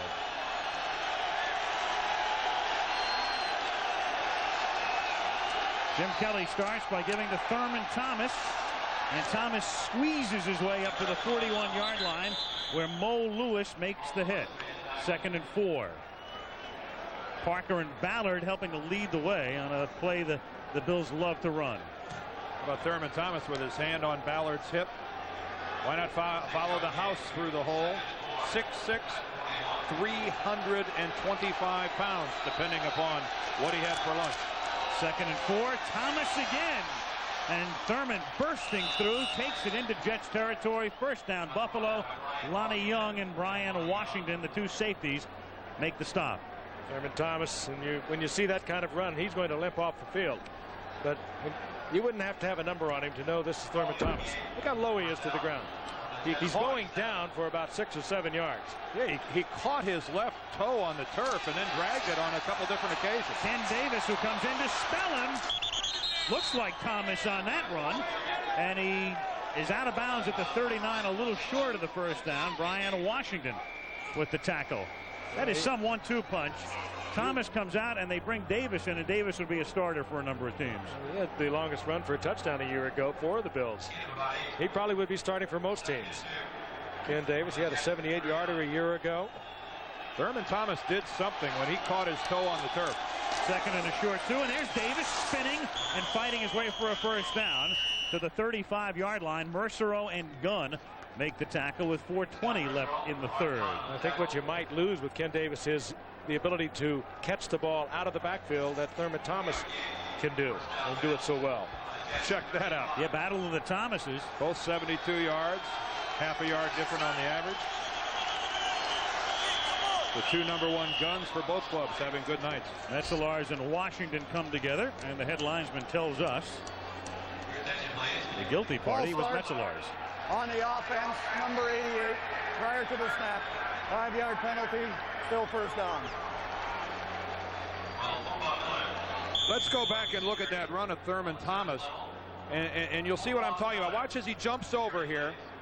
There he comes down on the left, but now here he catches it right there. And watch from then on, he drags it repeatedly. Well, we don't have time because of the snap. 1st and 15, and Kelly gets hit from behind. That's an incomplete pass. Marvin Washington knocks him to the turf. Kelly slow in getting up. An incomplete pass. His arm was coming forward. And the good news for Buffalo, Thurman Thomas is coming back out onto the field. Bobby Houston also in there on the blitz. The Bills unable to pick it up. And Kelly, resilient and tough as ever. You can see him gritting his teeth in some pain, but staying in there. 2nd down and 15. Washington, that is very close to a fumble. Thomas comes back in. Play clock is down to 10. And the crowd is not cooperating. 2nd and 15. And here is Thomas. He finds some room. And Thurman takes the ball to the 34-yard line. It'll be 3rd down and 9. And Thomas a little slow in getting up this time. Initially. 3rd and 9 at the 34-yard line. Difficult situation for the Jets and Pete Carroll defensively. You come at Buffalo with the blitz, or do you sit back in the zone? The zone's what has been more effective. They come with a 4-man rush, and Kelly to the 22-yard line. Beebe makes the catch. Clutch first down. Lonnie Young makes the tackle. Oh, that's a mismatch all the way. Lonnie Young is a good coverage man, but he is a free safety. Good tackler, tough football player, but working against Don Beebe, very difficult for Lonnie Young. He had single coverage on him also. And Beebe made a great catch. Remember, he's coming off IR, been out of it for 5 weeks now. Superb catch for the first down. Great pass. First down as Thurman Thomas slips down. and then is ruled down. They rule him down at the 24-yard line on contact by a Jet. Going back to that catch by Beebe, it was a great read also by Kelly to pick up the man who was in single coverage, and particularly single coverage by a safety against Don Beebe with all his speed. 2nd down and 12. Marvin Washington is slow in getting up. In fact, so slow that an injury timeout has been called here. You know, let's go back, guys, if we can, and look at that last run by Thurman Thomas. Thomas was complaining bitterly that he wasn't touched when he was down. He went to both of the officials who were nearby and complained that he wasn't touched. Let's see if we can find. Tough to tell from that angle. Mo Lewis is number 57, who was trailing on the play. He was ruled down, and that was that. And the New York Jets are in no position to suffer the loss of another defensive lineman. Their two best, Lageman and Bird, as we told you earlier, are both on injured reserve. And Washington is really the only real defensive end. Mark Gunn is a defensive tackle that moved out to defensive end when Bird was hurt. And their other backups are predominantly tackles, Bill Pickell and Mario Johnson, the rookie from Missouri. There's Lageman. Lageman is done for the year. Bird, they think, will be back. Well, they hope he'll be back next week, if not the week after. And Washington appears to be okay. Pete Carroll, the defensive coordinator, breathing a sigh of relief. And there's Mario Johnson, their 10th round draft choice. He's playing a lot tonight. Yeah, he's a player that when draft day came along was overweight, out of shape, did not have a real strong combine, and so he slipped to the 10th round. And I remember having the Jets back at the Hall of Fame game and Bruce Coslet saying, hey, I'm telling you something, this guy during training camp is having an impact. He's going to be a player in this league. 6'3", 292 pounds. 2nd and 12. Buffalo at the Jets' 24-yard line. 2:13 left. Third. Bills on top, 14-13. Kelly from the gun gives to Thomas. Thurman gets to the 21. Paul Fraze, who spent the bye week getting married, makes the hit. Well, we all occupy our time off in different ways. That's pretty creative by Paul. Good pursuit. I mean, we've been seeing great pursuit by the Jets all night long. They came into Manhattan for their honeymoon. They journeyed from Long Island to Manhattan. 3rd and 9. Big spender, that Paul. Thomas takes it to the 16. Yeah, he warbled, I'll take Manhattan all the way in. At the 16-yard line, Thomas is stopped, and that's going to set up a 4th down and a field goal attempt for Steve Christie.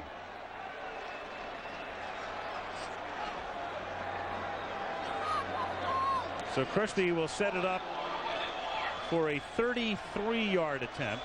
Plan B player out of Tampa Bay, Buffalo. Well, he's the guy who took Scott Norwood's place. Or rather, out of Tampa Bay, former William & Murray player. Jets have to be careful not to go off sides here. A penalty would give Buffalo a 1st down. 33-yard attempt is perfect. 52 seconds remaining in the 3rd quarter as Buffalo extends its lead to 17-13. Sunday morning on ABC Sports. 52 seconds remaining. 3rd quarter. The Buffalo Bills leading the New York Jets 17-13. Steve Christie to put it in the air. McMillan and Mathis back to receive. McMillan takes it at the 8-yard line. And he's tackled up at the 27-yard line by Chris Hale with 44 seconds remaining in the 3rd. Bills up by 4. Other games, it is available on pay-per-view by calling your cable operator. Saturday. Bill Walsh and Don James lock horns with Stanford and Washington. And that ought to be an excellent game. Browning-Nagel and the Jets at the 27. They trail by 4. Blair Thomas picking up a couple. Browning-Nagel out of Louisville, hardly a great quarterback tradition in terms of quantity at Louisville, but in terms of quality, well, there's only one name that comes to mind when you talk about Cardinal quarterbacks, Louisville Cardinal quarterbacks. There he is.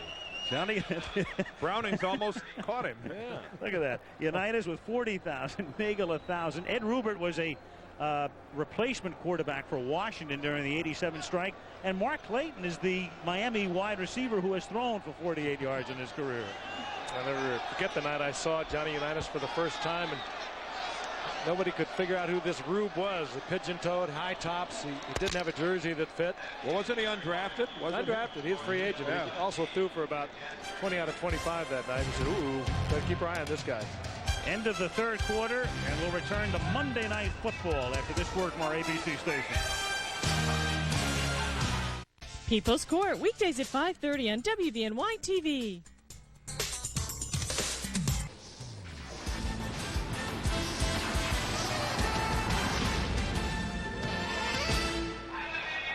Start the fourth quarter in East Rutherford, New Jersey. Al Michaels, Frank Gifford, Dan Deerdorf, the Goodyear Blimp Spirit hovering above.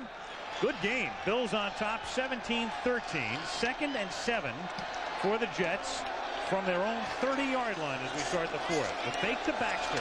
And Nagel's throw is knocked down by Cornelius Bennett. Shaken up earlier, but knocking that one down and creating a 3rd and 7. Bruce Coslett, the Jets coach. The Jets, throughout their history, a lot of problems in terms of coaches finishing above 500. In fact, even Weeb Eubank, who won the Super Bowl, didn't get there. Lou Holtz was here, remember, in '76, part of the year. A lot of people don't remember him. No. Joe Walton, of course, was 4 games under. And Bruce Coslett is 8 games under coming into tonight's action. No significance attached to Coslett hanging out the end of the canyon. And Lord knows what we'll have for you next week. Yes. They're working on it right now. On 3rd and 7, Toon makes the catch, but not enough for the first down. They only got 5 as Toon takes it out to the 35-yard line. And the tackle was made by James Williams. And so Coslett, knowing his team needs 7, watches them get only 5. And that's the second time Nagel's been in a position tonight where he needed a couple of more yards than he got. He's talking about it with Kenny O'Brien on the sideline right now. And it's just a decision-making process that you have to grow into. I mean, you can learn the plays, you can learn how to call them and everything else, but making that instinctive decision on the field is what takes time to develop. Louis Aguiar to kick. Wobbly kick. But it takes a real good New York bounce. Oh, I'll say. Down at the 16-yard line.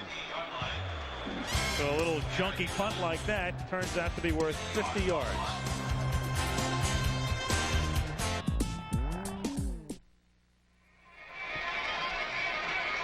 Of what? What party? It would be a heck of a party. Well, it would be. So you're going to buy a half hour before the show next week? I can't afford it. I can't afford it. What, Election Day, a week from tomorrow? No matter who your preference, just make sure you get out and vote. What a great sight. Big Apple in the distance as the Buffalo Bills take over at their own 16-yard line after the jet punt. 14:03 to go in regulation. Buffalo leading by 4. Carwell Gardner picks up 3. For the Bills now, they've got another problem, and that is Cornelius Bennett, while we were in the last commercial, was taken back to the Buffalo locker room. So we will get a report post haste, and there he was going off.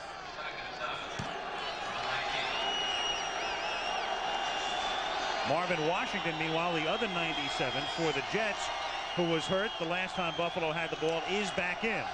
2nd and 7 as Kelly throws, and the catch is made by Thomas, and he has a first down. As you can see, the official giving him a very, very, very generous spot. Very generous. I think he might have had the first down, but I don't think he had it by that much. Jeez, that I must have missed something, which I've missed before. Oh, come on, Mr. President. At the 27-yard line on a first down. Here is Thomas. What a great move into Jet territory.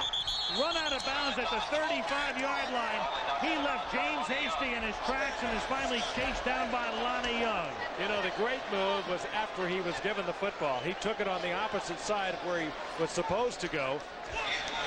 Read it absolutely perfectly. He had great instincts, among other talents. Now look at this. Kelly had to get out of the way, but that one, Cornelius, the blitz was on, and he saw the blitz coming in. It was Mo Lewis, and he just broke it off. Thomas now with 122 yards tonight, and look out as Reed gets hit. They rule it a completion and a fumble, and it is Mo Lewis with the football taking it to the 40-yard line. Mike Grimm created it. Dislodges the football, and a huge break for the Jets, which they created themselves. Andre Reed caught the ball, and as he was turning to go upfield before he could even see Brim coming at him, was just leveled, and you see that Lewis is hurt. Here is Andre Reed. He makes the catch, and that is a fine call by the official. That is possession by Andre Reed, and again a big play by Mike Brim. He's kind of the other cornerback. Hasty gets all the acclaim, but that was a big hit by Brim to force the turnover. 1st and 10 Jets at the 41-yard line. Thomas on a draw, can't get out of the backfield. Great tackle by Jeff Wright. Smith was back there as well. And the crowd booing as Thomas gets up limping.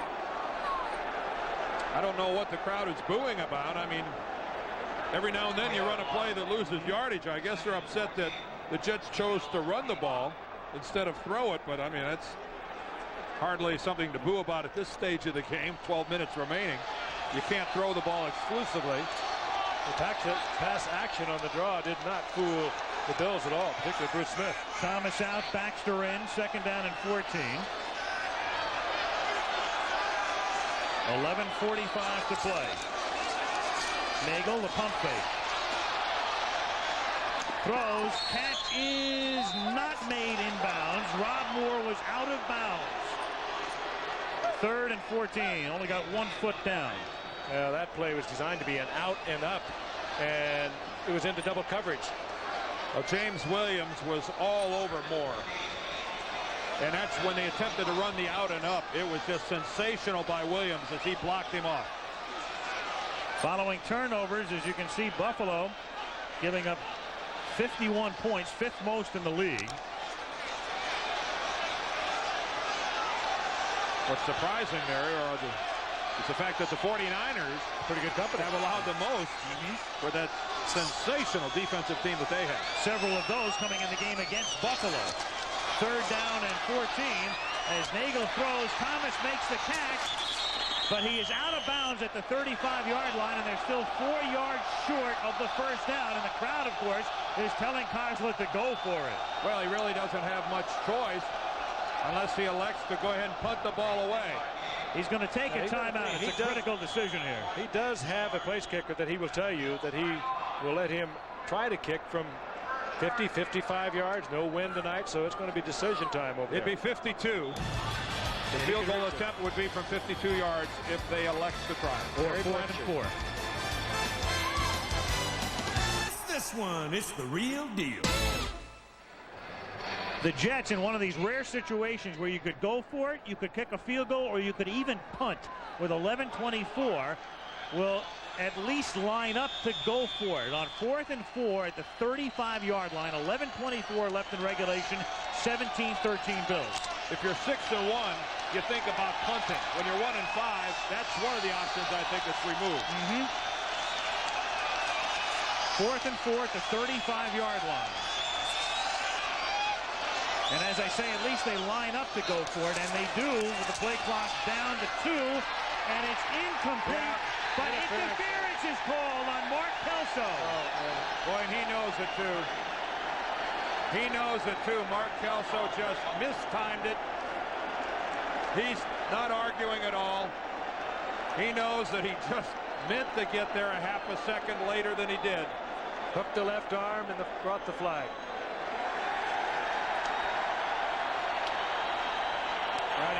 Nagel also took quite a shot. Number 38, automatic 1st down. There's the left arm hooked around the receiver to give him the momentum to knock it away. And when contact is made where you can see the receiver's upper torso move from the contact, that's a clear signal to the official. A strange call in the sense that if it's completed and Kelso makes the tackle, it's probably not a first down. Yeah, you need an effort.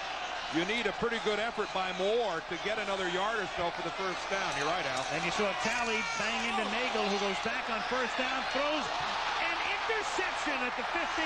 Henry Jones makes his 6th of the season. Great open field running. Henry Jones out past the 40, gets by Boyer, out of bounds at the New York 48-yard line. And taunts the crowd. Another one of those #1 draft picks out of Illinois last year. Henry Jones had 2 in the opening game of the season against the Rams. A couple of touchdown returns against Indianapolis. Well, product of St. Louis University High School in St. Louis, and a wasted year kind of last year because he held out and missed training camp in a contract dispute. And Browning Nagel's second big mistake of the ball game. And boy, I'll tell you one thing, Jones showed a little open field running ability here. He didn't have to work very hard for the interception, but he put in a good day's work after he caught the ball. Assist to Smith, because I think Nagel hurt him out of his left ear hole that time. Here's Davis.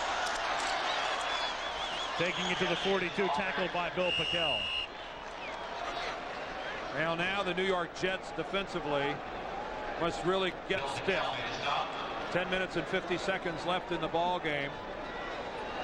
They're still 4 points behind. They're in a position where a touchdown would give the Jets a lead. They really can't afford to allow Buffalo to score a touchdown here. The education process goes on. That was a pass Nagel probably should have not even thrown. Catch is made on 2nd and 3, and then comes loose. And what are they going to rule this? As Lonnie Young hits Andre Reed. Incomplete. One official looks at the other, incomplete. 3rd down.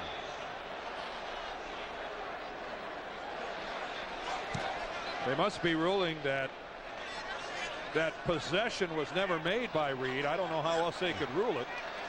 Well, yeah, that's what Kozlet's wondering himself. I think the official behind the play made the call. Yeah, initially it looked like a catch, and then that he was down and the ball came out. Yeah. They're saying he never had control of the football. That's upon no further review. It's 3rd and 3, and this play is whistled dead before its inception.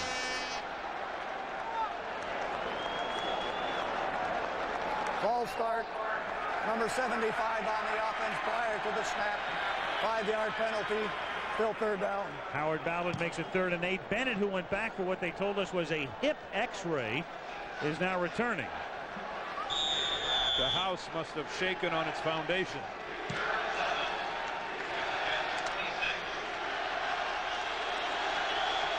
Third and 8. Buffalo at the Jet 46. 17-13 Bills. 10:27 remaining in the 4th. No Thurman Thomas. It's all Kenneth Davis. Kelly trying to get him to the 38-yard line. Stepping up. And takes it to the 42. He's 4 yards short of the first down. Good coverage by the Jets secondary. Barber and Clifton make the last tackle. And so Pete Carroll's defense stiffens when it had to. But you notice a big difference here between Browning Nagel and Jim Kelly. Nagel in that situation you would think would put the ball in the air. We've seen him do it a couple times. Jim Kelly, realizing the worst thing he could do would be to compromise their lead by making a mistake, runs. And he is not a very good running quarterback. He was in really no threat of getting the first down, but no mistake. You know, Bruce might by even saying that to Nagel at this point.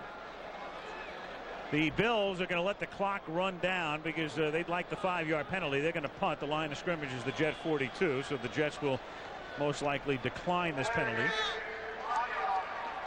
Clock runs down to 9:32 before the delay of game, which has been declined. Or is it? No, they're going to take it. No, they're going to take it. It's that old thing about if the offense wants it, why is the defense giving it to them? 5-yard penalty.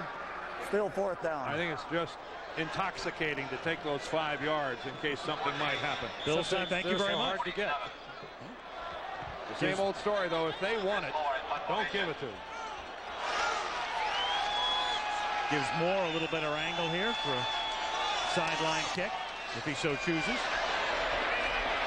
Fair catch is called for. That's why they took the 5 yards. At the 23 by Rob Carpenter. It proved to be a wise decision by Buffalo to accept the penalty. About a 23-yard gain on that. There's a case where more is not necessarily better. Or is less.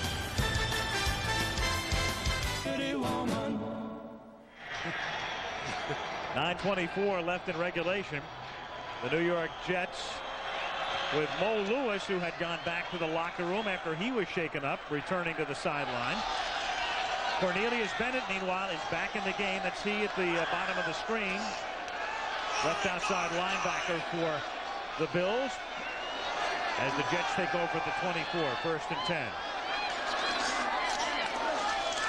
Thomas swings to the outside and then falls down as he tries to make the cut up at the 26-yard line, a pickup of 2. Bills on top, 17-13. Again, Buffalo coming into this game having lost 2 in a row for the first time since 1989. And as someone put it in Buffalo, not a time to panic, but there's a little bit of a crisis. And there will definitely be a crisis if they lose this game. I think it's like saying the wheels aren't falling off, but it's time to tighten the lug nuts. 2nd and 8. Mathis in motion. Thomas again. Talley tackles him from behind. Crowd doesn't like the call. At the 28-yard line, it's going to set up a 3rd down and 6. Jets haven't beaten the Bills since opening day '87, and in the longest current winning streaks, the Redskins have won 14 in a row against Detroit. The Colts, whether it's Baltimore or Indianapolis, have knocked off the Falcons 10 times in a row, and the Bills have won 9 straight against the Jets. Of course, the Jets players will tell you, so what? There were only 5 of us here when that happened. Of course, the Bills had an extraordinary losing streak against the Dolphins, didn't they? Well, prior to that, 20 games. Prior to that, the Jets had won 7 over the Bills. You're right, Dan. 20 straight. Miami over Buffalo on 3rd and 6. Incomplete, and a great play made on Chris Burkett by Kirby Jackson, as the Bills, though, to a man, looked around to make sure no was being thrown. And Coslett can't believe no flag was thrown. Well, it was very close. Kirby Jackson goes about 5'10", covering a 6'4" Altua, or rather 6'4" Chris Burkett. He is all over him coming off the line of scrimmage. Ooh. No one would have complained if a flag had flown. Aguilar to punt. Hicks back, and they take it. Yeah. Short snap to Chafee. Chafee gets tackled by the last man. Hicks at the 44-yard line. Gotta love it. That's the luxury of being 1-5. Taking a chance like that deep in your own territory. The snap from the center right to the up back. Oh, well executed fake punt by the Jets. You know, the Bills would have to be thinking they might try something like this. Down in this situation, time running short, a little over 7 minutes. And nobody at all assigned to Chafee. That's Paul Fraze, the center, and he's a deep snapper, and let's not underestimate how difficult that is to snap that ball offline. An angled snap, 29-yard gain. Here's Blair Thomas on 1st down. Takes it to the 41, wrapped up by Shane Conlon. Under 7 minutes remaining. I guess things have a way of evening out sometimes. If Bruce Coslett thought that was interference, and it did look like it against Kirby Jackson on the preceding 3rd down, it worked out well for the Jets. Actually, it worked out better in the sense of the amount of yardage that they've gained. 2nd down, call it 8 at the 42-yard line. 6:30 to go. 17-13 Buffalo. And right about now, there has to be an awful lot of concerned Buffalo Bills fans. With Moore in motion, here's Blair Thomas taking it to the 40-yard line. To the displeasure again of the crowd, Bruce Smith makes the tackle. It's going to be 3rd down and a long 6. Now, the other thing to keep in mind right here, I think, is that given this situation in the ball game, and again the fact that the Jets are big underdogs in 1-5, they're in 4-down territory. I mean, so even though we have a a third down situation coming up, they'll go for it on fourth down. Coslett venting his displeasure at Duffy. Third down and 7 at the 40-yard line. Play clock down to 5. And they give it to Thomas on a strange call to the 36-yard line. It's going to be fourth down and 2.5. Bennett makes the tackle. Not so sure that Nagel might have not have automatic out of what the play they had called. I can't imagine that call being made on the sideline. I think that Coslett's saying it's a 2-down situation for me. I mean, I think he's looking at it that it's second and third down rather than third and fourth, saying if I get within 2 yards, I'm going for it anyway. So fourth down, a short 3. A lot of time remaining too. And if you don't pick it up, it could take a lot out of a football team. The fake to Thomas. And he lofts it too deep for Boyer, who's covered by Jones. And Coslett leaping out onto the playing surface, expecting a flag. From Jones, who I think was trying to avoid the flag. Might have made a very good play by Henry Jones to avoid drawing the interference call. It had to be very tempting to make a hold on that poorly thrown football. Well, 3 runs and then a lofted pass for the tight end. I mean, what about this call? Oh, Jones is trying to avoid the interference, and he did. Well, they'll go back and have a lot of fun, as you said, Al, with the 3 runs on first, second, and third down. From the 36-yard line, here's Thurman Thomas up to the 38-yard line with 4.5 minutes to go. One of the problems when you try something like that and you don't make it work, it really lets a lot of air out of your football team. I'm sure Bruce's thinking there was that we've had success running the football tonight. We've moved Buffalo off of the line, and I expected on 3 consecutive running plays to run for a first down. Factor in the fact that Nagel's just a second-year guy, and you can see his thinking. The execution just didn't warrant or didn't back up the play call. 2nd and 7. Here's Thomas again. He takes it to the 40. Now the Jets have to think ahead here in terms of taking a timeout, and they do. But keep in mind they spent one earlier in the fourth quarter when they had another critical fourth down play coming up. So they're down to 1 timeout left and 1 at the 2-minute warning. And the next play will be a 3rd and 7. Timeout. The 42nd timeout. 3rd and 7. 3:49 remaining. And next week we'll take the show to the Windy City. Soldier Field will be the site. The Minnesota Vikings, despite that loss yesterday to Washington, still leading things in the NFC Central Division with a mark of 5-2 under Dennis Green, taking on, well, Mike Ditka, Jim Harbaugh in your picture there, and the Chicago Bears. Any significance to that? I guess they're happy once again. And for the people that have been kind of sitting back wondering, when will the Minnesota Vikings fold and when will they prove that they are not for real, those people may have a long wait. Even though they lost to the Redskins, they played the Redskins tough, not allowing the Redskins a field goal. Lo Miller with 5 field goals. I think the Vikings under Dennis Green have certified that they're not just a factor in the NFC Central. They have to be the favorite. Speaking it tough, this is when the Jets need to play. 3rd and 7 at the 40-yard line as Kelly throws and Lofton can't make the catch. Through his hands. 4th down, stops the clock with 3:45 remaining. That was not deflected. Lofton just lost it. I think coming over in front of him was number 43 of the Jets, Mike Grimm. It kind of screened it off a little bit. In and out of the hands. You won't see that many times from James Lofton. Well, the ball floated a little bit on Jim Kelly. It's higher than he would have liked to have had it. Needless to say, Kelly thinks that Lofton could have caught it. Not necessarily an easy catch, though. Rob Carpenter back to receive this kick off the foot of Chris Moore. Fair catch called for at the 23-yard line. His 4th fair catch of the night.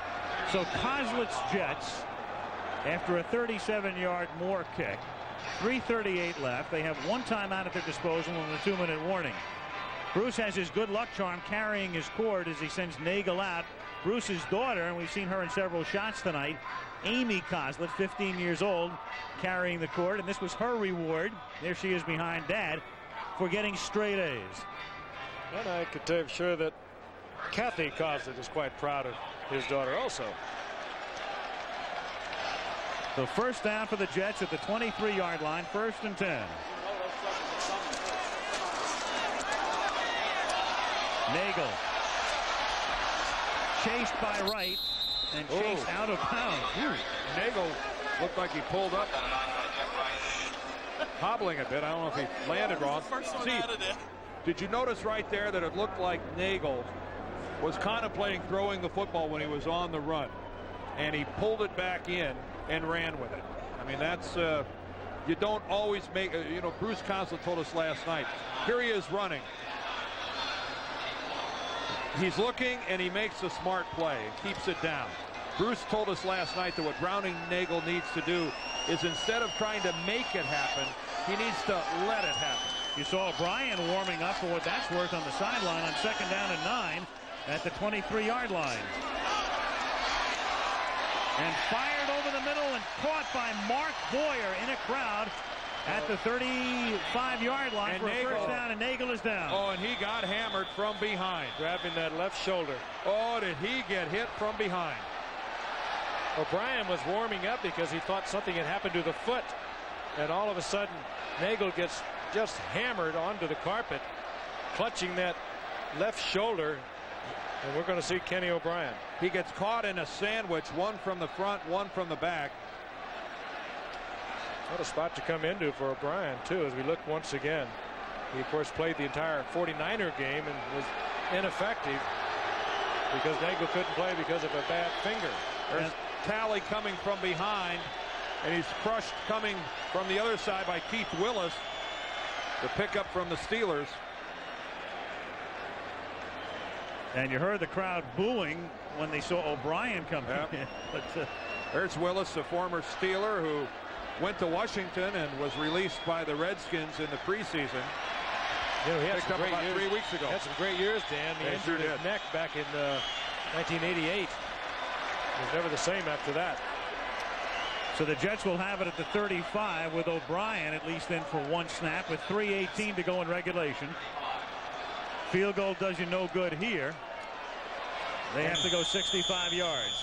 And here's an interesting, do you let him throw the ball without any warm-up at all? I say yes. Well, he got fortunate. Yeah. They thought that Nagel had a bad foot, and he did take a few snaps and warmed up a little bit on the sidelines. 1st and 10 at the 35-yard line. He's going to throw under pressure. Sends it to Thomas. Flag is down totally on the other side of the field. And he takes it to the 41-yard line, but completely away from the play. A flag thrown. Well, that was Rob Moore and James Williams connecting over there on the far side of the field.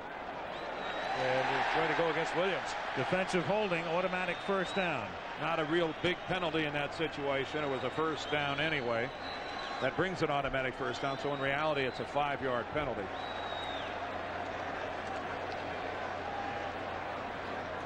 Williams tied up with Rob Moore completely away from the play. Holding on the defense, number 31. 5-yard penalty. First down.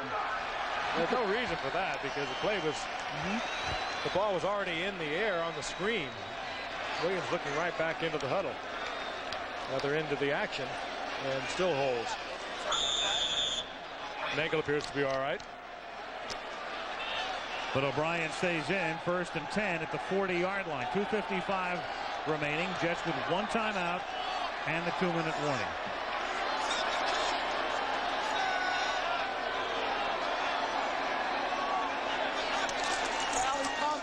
O'Brien, quick flip to Rob Moore.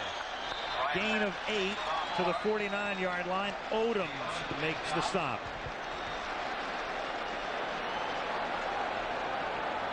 The Jets need to, at this point in time, begin to move a little faster in the offensive huddle. Again, they only have that one timeout. You saw Nagel wince as he tried to take his helmet off with his left shoulder appeared to be hurt. He just winced when he put that left hand on the helmet. 2nd and 2 at their own 49-yard line. And they run a draw with Thomas, and he gets the first down, taking it to the 45-yard line. 1st and 10, New York at the 45 as we come up to the 2-minute warning. And a Buffalo player is hurt. And that stops the clock. That's Darryl Talley. What a great player he has been for so many years.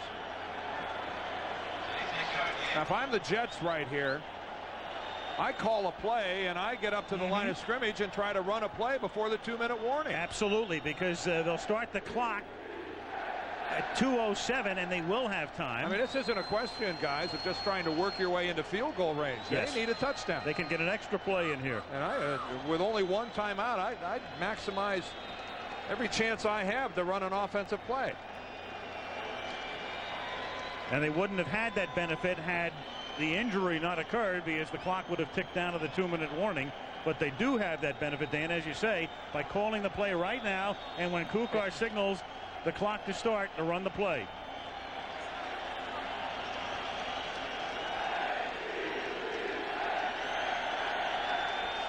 Shane Conlon, I believe, fell on Darryl Talley. That's information we are getting. Indeed, that is the story. Fell right on the back of his ankle. Back of that right leg. Yeah. That he is coming off the field. And it looks like the Jets are going to try to run a play. But I wouldn't waste any time. I'd call the play and let them get up on the line. They should be up on the line of scrimmage now, because when Kukar signals the clock to start. I guess the clock's not going to start until the snap of the ball. One or the other, or else they just forgot. No, here it now they go. Right now. There you go. 1st and 10 at the 45-yard line, and they do get the play off. It's a play fake. He's going deep for more. Flag thrown. It is. Flag interference. Interference in the end zone by James Williams. Total interference by Williams.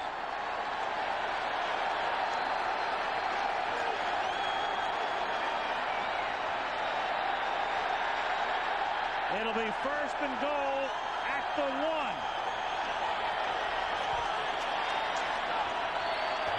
Good defensive pass interference, number 31 in the end zone.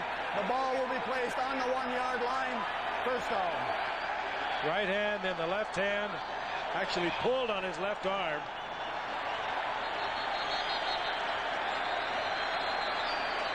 Watch the left arm right there of James Williams. He gets it on the left arm rather of Moore. Pulls it down, and no disputing the flag. 2-minute warning comes with 1:53 left. 1st and goal when we come back.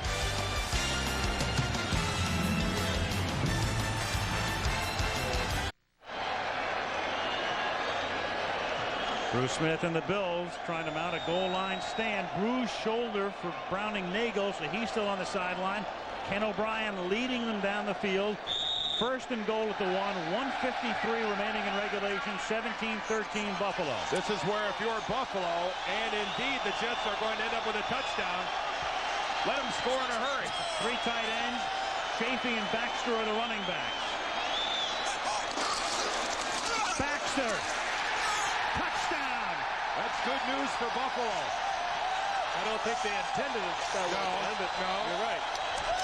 But then at 50 with Jim Kelly, forget it. Critical extra point coming up. Notice now will fall in the defense for the Jets.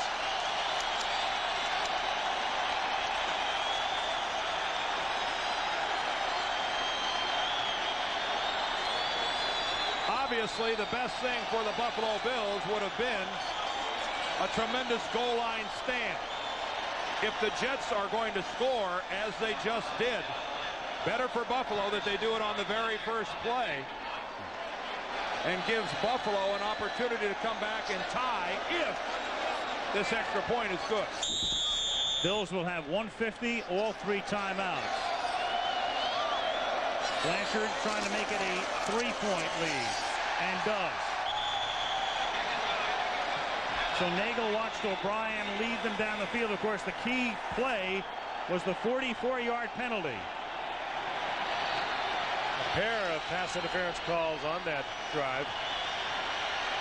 And right now, the 2 most important appendages in this game is the arm of Jim Kelly and the leg of Steve Christie.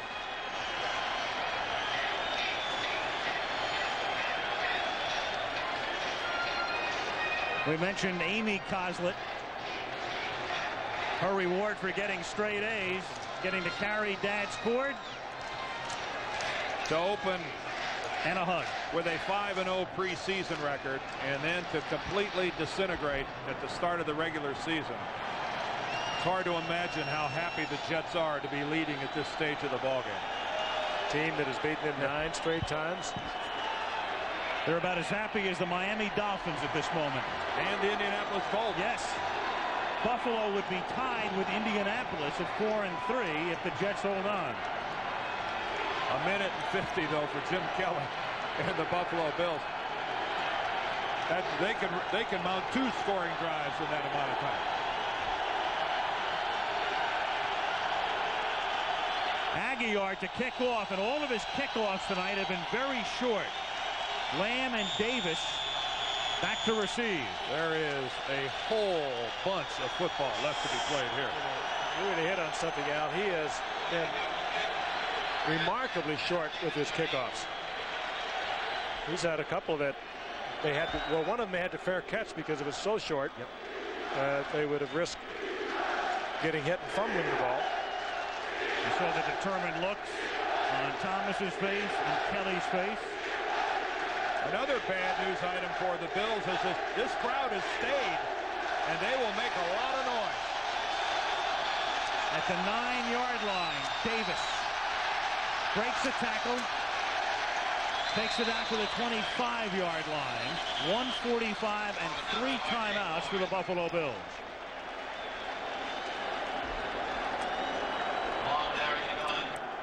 And Eric McMillan is the injured Jet.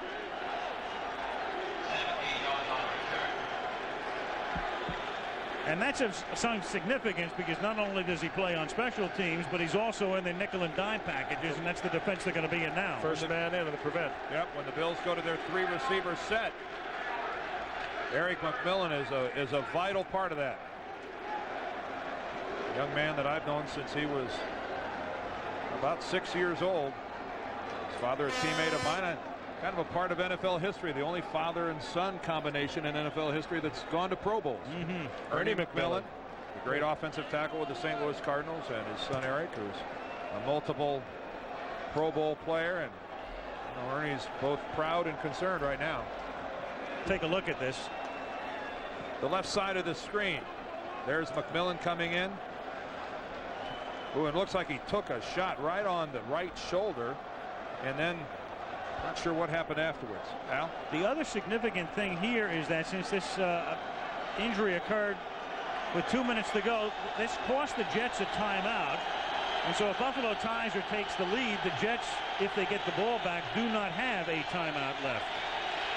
They have none. Buffalo has all 3. The good news for the Jets is the way Eric McMillan left the field. It looks like he might be able to come back. He has to be out this one play. That's mandatory. 1st and 10 from the 25-yard line. Kelly gets sacked at the 17 by Marvin Washington.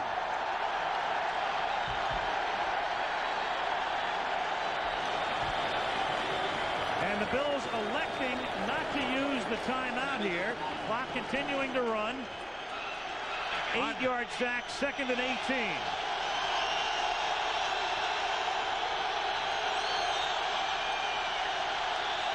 Kelly finding Beebe, who gets open in the seam. Beebe out past the 40. Beebe into Jet territory to the 49-yard line. Dennis Price runs him out of bounds. Beebe just gain. Activated tonight. He has great speed, and you saw him take the football, Kelly, right on target and accelerate and get into Jet territory. Look at this. Breaking it off. Kelly right on target. Beebe turns it on. 1st and 10 at the 49-yard line of the Jets.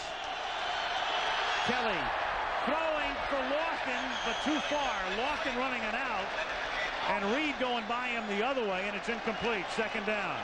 Lofton was open. Dennis Price, the man in the coverage, had slipped and fallen, and he was overthrown.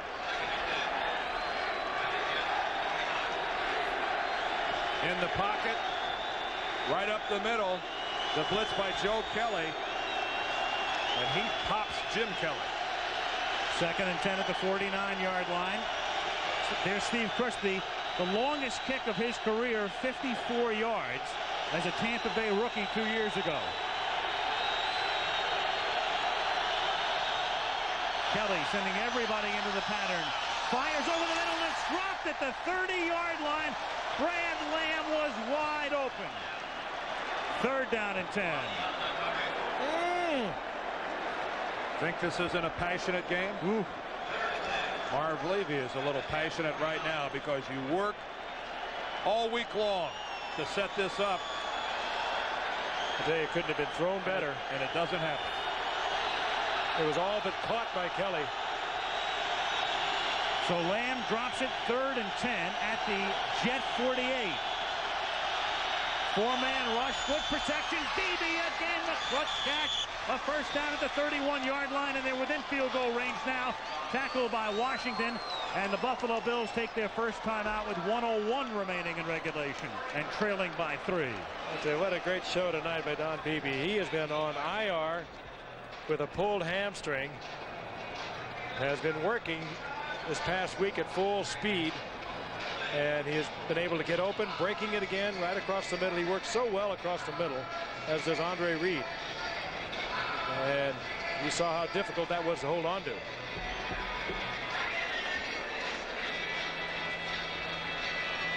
If they go no farther, it would be a 47-yard field goal. That's if the Bills are not able to advance the football beyond the 30-yard line. They're well within range. Beebe tonight has caught 6 passes for 106 yards. The thing about Jim Kelly and the Bills is at this stage of the game, at the 30 with 1:01 left, they are not playing for a field goal. The Bills are playing to win this football game by getting into the end zone. And the New York Jets would make a fatal mistake if they think that the Bills are only going to work short in trying to get into field goal range. Here's Thurman Thomas inside the 20. That's a 1st down and out of bounds at the 13 with 55 seconds remaining in regulation. Run out by Lonnie Young. That was the same call they used in the first half. Obvious pass situation. They go with the draw play, and Thurman Thomas makes the big play. Jets thinking pass all the way. Thomas breaks it off, steps out of bounds, stops the clock. A counter draw off the shotgun. They've been running it since Thomas was a rookie. Almost a 7-yard per carry average tonight for Thurman Thomas. And right now, the priority for the Jets is to keep Buffalo out of the end zone. And all the time you need. Kelly's changing something. He's going to have to hurry. So they call timeout. Down to 3. And they do get it off. And Kelly throws into the end zone. Touchdown. Flag down. Thomas in the end zone. I didn't think he got that play off. I didn't either. But I think that was a holding call. Yeah. They're going to give him the play. It was holding against the Jets. Well, it is a Buffalo touchdown, and Jim Kelly holding that elbow as if it's bothering him again. Holding on the defense, number 40. Penalty is declined. We have a touchdown. I thought the clock was at 0. It was very, very close. Field judge who's responsible for that waved off at the back of the end zone, showing that he was watching the clock. Put a 7 on Kelly. It would look familiar, wouldn't it? Christie for the extra point. Puts Buffalo up by 4. So the Jets would have to drive down the field now with 51 seconds and no timeouts. Timeout, of course, going when McMillan was injured. And Thurman Thomas putting the exclamation point on what has been a brilliant evening. Those two great plays. He goes on the draw play, gets it down inside the 10, then you use him as your clutch man, the man you have to go to, and he makes the great catch for you. So the play clock right down to the nub on 0, with the clock striking midnight for the Jets, as it turns out. 24-20 Buffalo. Well, Buffalo had 1 minute and 50 seconds at the beginning of that try. Took them 59 seconds. Typical. They didn't even use a minute of it. And again, because of that injury to McMillan, no timeouts for New York. Another look now. Leave it to Thurman Thomas, who would have been the most valuable player in the Super Bowl had Norwood's kick been good. Instead, with the Giants winning, the award went to Otis Anderson. It was a great shot. Kelly looked Thomas all the way into the end zone. He was going to go to Thomas, and he had good protection, had time to do it. What a great drive that was. Deep kickoff. Just when the Christie sends it 7 yards deep. McMillan downs it in the end zone, and the Jets will have to go 80 yards for a touchdown, not a field goal. Trailing by 4 points, and the backup quarterback in. So the crowd so emotionally charged. This is very similar to that second Monday night game we had in Cleveland, when the Browns made that great comeback, but they left enough time on the clock for Marino to lead the Dolphins back in week 2.